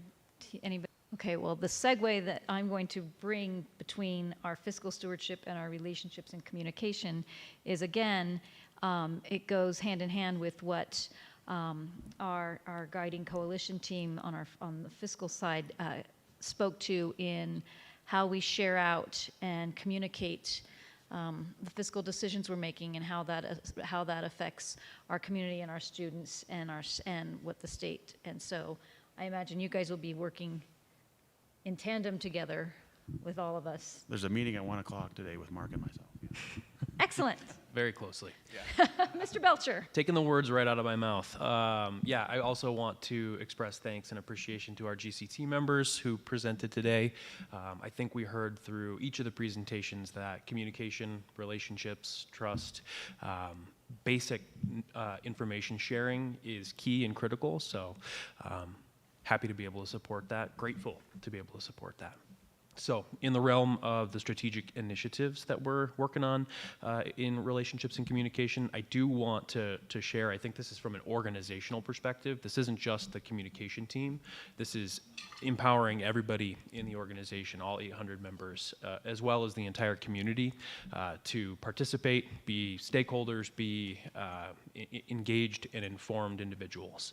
So within these initiatives, we want our organization to find a way from end to end to engage our stakeholders in two-way communication. And we're also going to support the organization with surveys, committees, and more. We also want our organization to be communicating in a wide variety of venues and platforms with our constituents. That includes digital, in-person, and opportunities beyond that. It's a personal goal of mine to empower our staff to always be sharing and uplifting the D38 story, including specific success stories of our teachers, our students, and beyond. And of course, we also want to partner with our local media, including our Colorado Springs news outlets, but also our hyper-local partners like the OCN and the Tribune. Always good to partner with our media friends.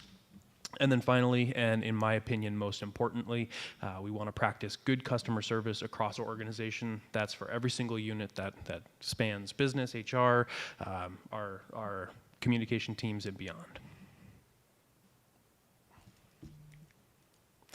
All right, for measuring our results, we're going to monitor and report on communication engagement rates, and some examples of that might be email open rates, story open rates, etc. We're going to measure and share engagements, inquiries, and interactions. Some examples of that might be website visits, bounce rates, core requests, and beyond. We are going to report on the number of our stories shared, and an example of that might be the number of news stories we post to our website and how often those are read.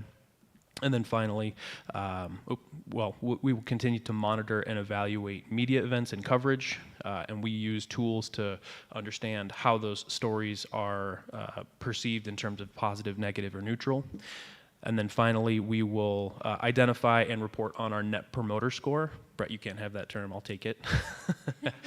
And that's really a score for the entire organization of how are we perceived, how would our constituents recommend or not recommend us, and it goes and it speaks to performance as an entire organization. Any questions? Anything we're missing?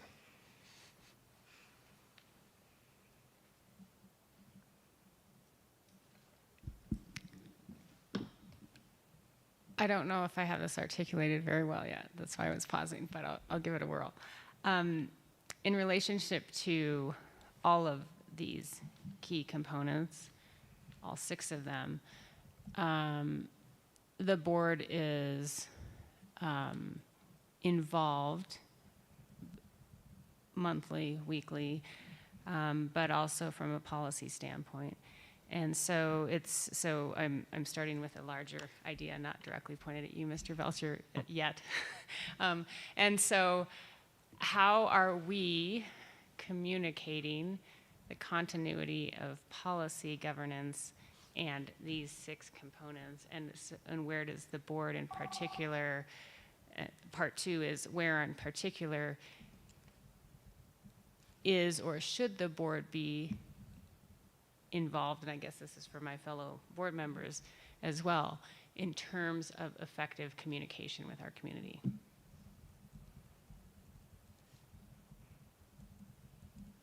I don't know if anybody wants to answer, if it should just be a thought presented, but it's where my mind goes. I mean, this is a lot of information today, and it's like, what are we doing to make it as effective as we can? And we're sitting here in a board work session, and I'm thinking, okay, as a board member, like how do I take all of this work that all of you have done and it rises to the surface, especially with communication, because that's one of my wheelhouses in life in general, but are we doing an effective job as a team communicating all of these things out and also connecting them with policy? Yep. Sorry to...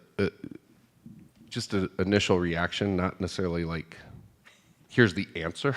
Yeah, I don't think there is not probably just one specific lane, so to speak. However, what it's making me think about, and I know that we have previously talked about from a board functioning perspective around communications, formalizing that in a communications handbook. And actually, I think we were at a CASB session, weren't we, where we had a sample from another district that we were looking at. And that might be one product that could be something that could be, it would take some work. It would take a work session, more than likely, a better part of one, and maybe some more effort. But I think you guys have a lot of it. It's just how is it operationalized or memorialized, maybe, if that's a good term, into here's how we operate. And then when it speaks to, from a continuity standpoint, recognizing that there is, going to be future boards to come, how that could perhaps be a backbone or a guide for that effort. So that was an initial thought that came to mind. Yeah, I could see that being effective because all of this you are operationalizing for our benefit and the benefit of the community. But how are we as a board responding to that, and how are we doing that ourselves?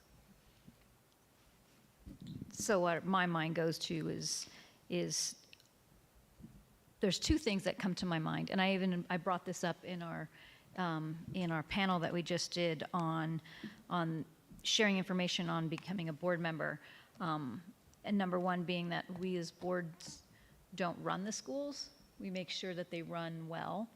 And so where my mind goes to with that is part of our role in communication is being out there in the community and communicating internally and externally. And to your point, Dr. Summers, having something tangible I think like a communication guide is, I think, extremely helpful because we govern from a policy governance. And these strategic visions are what guides us in the work we do. And my question that I thought of when you were speaking was, and this is something that Ron and I talked about too, is as we're measuring these results, what are the milestones and how are we as a board holding those milestones accountable? And again, to Mr. Schwartz's point, what happens if those don't happen? What's the next steps there? And I don't know that, I'm not saying there's an answer right here and now, but that's something to ponder as well. Did I say that correctly? You did. But I think that everything we do, and to our guiding coalition's point of this is how we start to continue to elevate and build that trust, is through these strategies of communicating, whether it's in our local media outlets, a mailing, being present in all the different areas of our community. And it takes a team. It takes 5 board members, and it takes the entire district team to be committed and engaged in that too. That's my perception. That's my reality.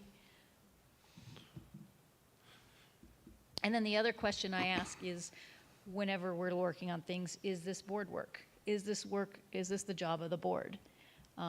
And making sure that that work is intentional and that it's policy driven. We have a few more slides, if I can steer us along, that are some committee or task force updates. So, May I make one closing comment on the strategic plan? Absolutely. Specifically as it relates to relationships and communications, this is ultimately the metric of what the Guiding Coalition is trying to achieve. Right? And this is really an example where if we took these 3, are these polygons? Hexagons. Thank you. They're both. It was a liberal arts better. version of trying to, thank you for fixing that. They really should be Olympic rings, right? Because they interact, but it all comes together in how we are able to communicate what's happening, both good and bad, and how our owners perceive us and have confidence in us to continue to invest, not just with an MLO, but with their time, energy, and their most valued assets, which would be their children. Therefore, the idea of having some kind of consistency in how everybody in this room communicates to our customer set is really important. It doesn't have to be generic, but it does have to follow some very specific, intentional minimum standards. Right? For example, when Ms. Upchurch and Phillips and I work on a communication, they very begrudgingly say, okay, I know before I bring this to you, I have to tell you what I'm trying to achieve, who my audience is, what I want them to absorb, and if there's an action, what action I want them to take. And so that would be a wonderful, just by example only, minimum standard that we hold all ourselves to and we enforce it so that when the community is receiving something from us, they know they're going to get that. Right? It's really no different. If you think about it, there are minimum standards in every large organization, right? You go to Starbucks and the coffee's going to be a certain minimum temperature and flavor, et cetera, and on and on and on. So I would encourage us to take these ideas and run with them and make them part of our DNA.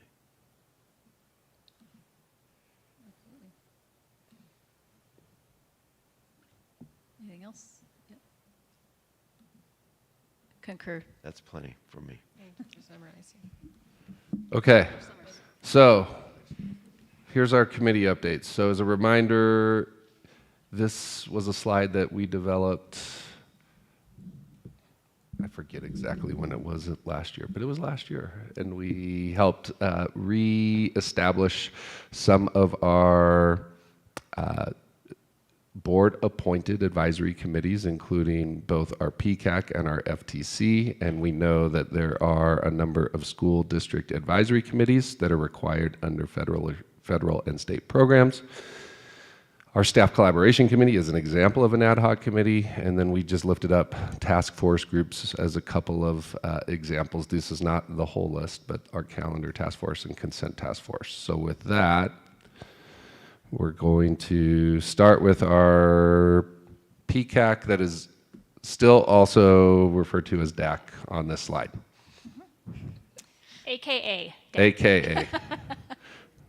Just in case you don't get enough acronyms. Do you want to speak to this one, Ms. Wetstein? I would love to, and I also will just say I appreciate the comments about alignment with board policy and governance leadership. And so I will say that the policy that brought us to that graphic that was, I think, the slide before this, was the policy BDF, which is advisory committees. And we'll also be incorporating other policies in this committee work that we'll update you on. So this is a reminder that we do have a parent and community advisory committee, and their responsibilities are to provide input into the continuous improvement of our district strategic plan and school initiatives, as well as there are some legislated requirements that they provide input into our teacher evaluation system and our budget. So we will be relaunching the Financial Transparency Committee as a subcommittee of the PCAC this year, and Brett Ridgway and I will be working closely together to formalize what that process will look like, and also bringing forward to you this fall the committee members for both the Parent and Community Advisory Committee as well as the Financial Transparency Committee for your formal approval. Our first meeting is scheduled for September 12th. We will be here, and we will also be sending out communication to our community asking for those who may be interested in serving. Our calendar task force aligns with policy ICA, which requires that the board approve an annual instructional calendar for students. And so if you remember, throughout last school year, we were having a discussion about the longer term approach to our calendar structure, and we have assembled a team. It's a small but mighty team right now of parents, staff members that are both representing the PCAC and the Staff Collaboration Committee.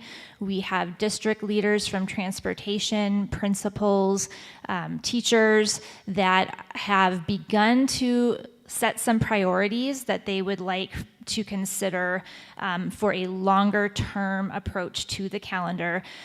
In the discussions that we've had throughout the summer, the team has felt strongly that examining the feasibility of a 4-day school week needs to be the first priority of the group. And so that has been the work that has been discussed throughout the summer months.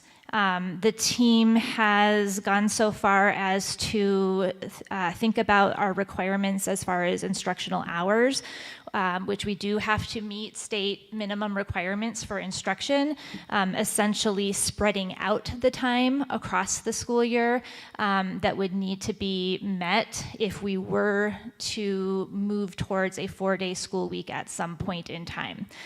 So the team has done some mock-ups, if you will, of what those calendars potentially could look like, and we're hoping to get some direction from the board to know what the appetite for continuing to get input from a broader spectrum of students, families, and staff might be to in continuing this examination.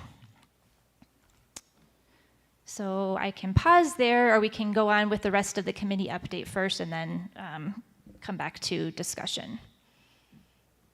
Teresa, would you like to share thoughts? Sure. I think gathering information can always be fruitful.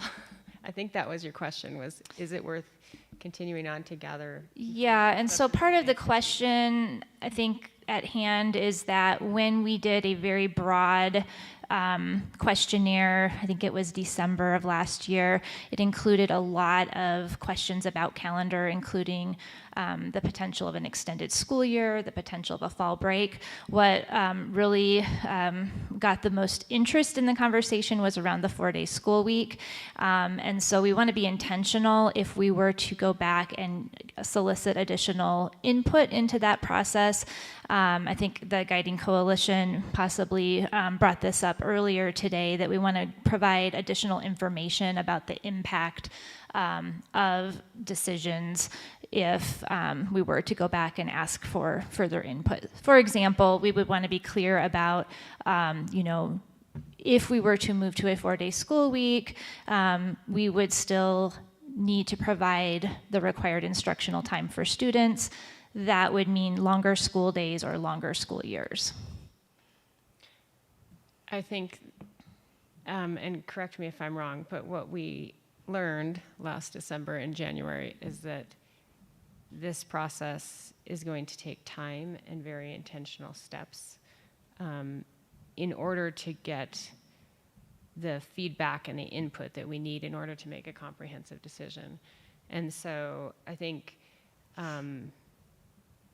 what comes to mind for me is that we have the Guiding Coalition doing significant and comprehensive work. And it's not that, I'd be in favor as one board member of moving, continuing forward movement with this, but without an intention with a specific time frame right now, given we have an election in November that could change the whole makeup of this board.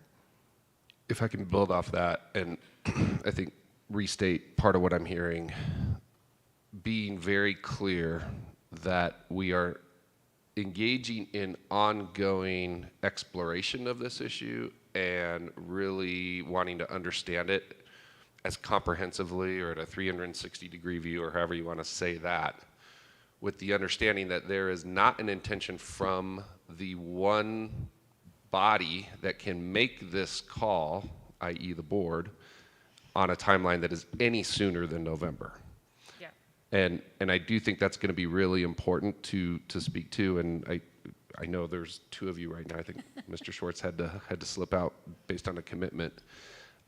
I wonder if it's worth us restating that even at this upcoming meeting, just to make sure everybody is on the same page. I think it's imperative. Because I really think it will help create a sense of clarity on here's what we're asking for. I do think we will anticipate some folks saying, well, why are we talking about all this if there's not going to be a decision? But the reality is that decision would not happen, or that decision based on the timeline that this board is in a current position to be able to speak to, recognizing that another board may or may not choose to move in that direction. And so that those are just important clarifying points that I think will behoove this committee's and the engagement with the community's work.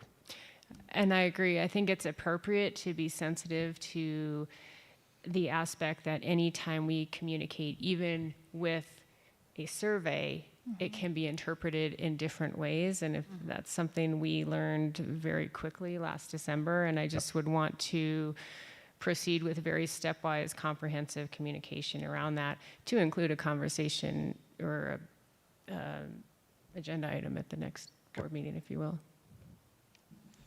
So as one board member, I would be in support of furthering this discussion as early as the next board meeting if we needed to. There's been a lot of work that's gone into this. All these committees have been working throughout the summer, so there's been a lot of robust work that's gone into this. Stephanie, you're on the committee. And there's been some findings, and there's pros and cons to either side of the issue. And my personal opinion as one board member is this is a bigger decision than just 5 board members. Yes, ultimately we do the vote. However, there's information that we've gleaned that I think the community and of parents and students and staff have a right to understand and know what does this mean, what does this look like. So I don't think moving forward means we're going forward with it, but that we're going forward with, here's all the information that's been collected, here's the pros and cons. An example is that we've discovered, one of our committee, the committee members discovered that there's data that shows that academic success changes when you do a 4-day school week if you decrease the amount of contact hours a student is exposed to on a weekly basis. And I think, if I remember right, that threshold was 28 hours. If it drops below 28 hours, right, or 31 hours, 31 point and some change, that academic success has shown to slip. So is that a priority in our community? Do we want to make sure that we are still a stellar academic school district? So that might be a make or break decision. That's just one example. But I think that sharing that information out to the community, and then to Ms. Phillips' point, discussing this and going slow and steady to make sure that it's intentional and that everyone that has a direct stake and is directly affected by this has the opportunity to understand what that means one way or another. And it may be that those that voted yes, knowing the full information, may decide, yeah, no, I don't want to. Or it might be the other way, that maybe somebody says, okay, given this information, I don't change my mind, or actually, I'm willing to do that and I do want to. So I think this is a bigger issue that deserves community feedback. And so having the data points and the information shared to the board so that it can be digested to the community at large, I think is important. I'm going to attempt to do a quick recap because I think I'm just very conscious right now of how we talk about this is more important, or maybe as important, than what exactly we're talking about. And what I would like to support then is there is a desire for deepening the understanding and deepening the opportunities for as many feedback points as we can collect, and being very clear about here would be the timeline that we're operating on, because there's an element here of how does the work get done, and I think there's a whole lot that just needs to be specified in that we can develop as perhaps a recommendation of here's how, with the assistance of our task force, and then how our team can really work through this, creating at least one viable path forward, maybe a couple of different options for consideration for continued reflection, and then kind of a blessing of here is how we're moving this forward, recognizing that given the time that's involved, we'll have to organize ourselves and really be clear about a calendar and kind of the when and the where and the what and all those pieces. So does that resonate with you as you hear that, Ms. Wetstein? And is there anything else? Yes, what I'm hearing you say is that at the next regular meeting, we might propose that plan as far as a timeline and feedback process or input process. Yes. And I think that's a good idea, because we also don't want to have analysis paralysis in this either. Teresa? I always think it's great to have a plan moving forward, and I think we also have a responsibility, given that we have some loose ends left over from last December, to complete this conversation, exploration, and ultimately figure out what's best for the students. Right. We can take it from here. Does that help? Yes. And bring it back as early as, gosh, it's right around the corner. But we'll be ready. Do you need till September? I don't think for a proposed Timeline. action plan. No, I agree. Okay. I think we can have something ready by that Excellent. August 21st meeting. Okay.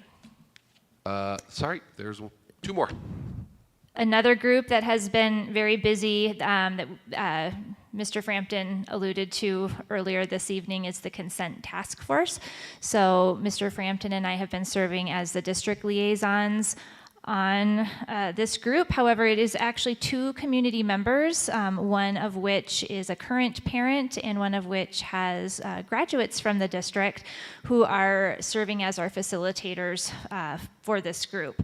As I mentioned, they have met multiple times. They are working towards providing recommendations that they will bring forward to the board. We are planning at the October work session and then again at the regular meeting that would help us with defining how we approach curriculum and policies relating to teaching about consent in our schools. We do have a very diverse group of folks who have been meeting, including parents, school counselors, other school staff. We've had input from athletic coaches, principals, community members, and again, I mentioned that we have district representation. Who did I miss? And we have, most importantly, students, yes, which we will update on this slide. Both Ms. Upchurch and Ms. Phillips have also been active in those discussions. And they've been really good discussions. It's a passionate group of people. Okay, and then I did want to provide a brief update on the work of the Wellness Committee. And this aligns with our wellness policy, ADF. As you remember, this past spring, our policy was updated and Ms. Baker spoke about the submission of our triennial assessment. In the upcoming year, we are going to focus on moving towards non-food item celebrations and rewards. And in addition to that, healthy snacks.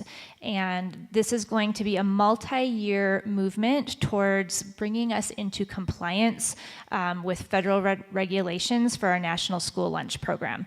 I will have Ms. Baker explain that more at another meeting, but I did want to just give you a heads up that our school principals at the elementary level specifically are going to begin encouraging parents to bring items other than cupcakes for birthday celebrations. And so you may begin to hear some more news about that. I believe that is all we have for committee updates, unless other team members had something to add. I'm clicking the right arrow and the slides are at their natural conclusion. So I think we didn't add a closing slide per se, but anything else you guys want us to? Can you just define the difference between a committee and a task force? Yes. Good question. So a committee is an ongoing group that is charged with whatever their particular area of focus is. So we will always have an advisory committee of parent and community. We'll always have a financial transparency committee. A task force is something that is being tackled that is a moment in time, or essentially there's a little bit of a shelf life to it.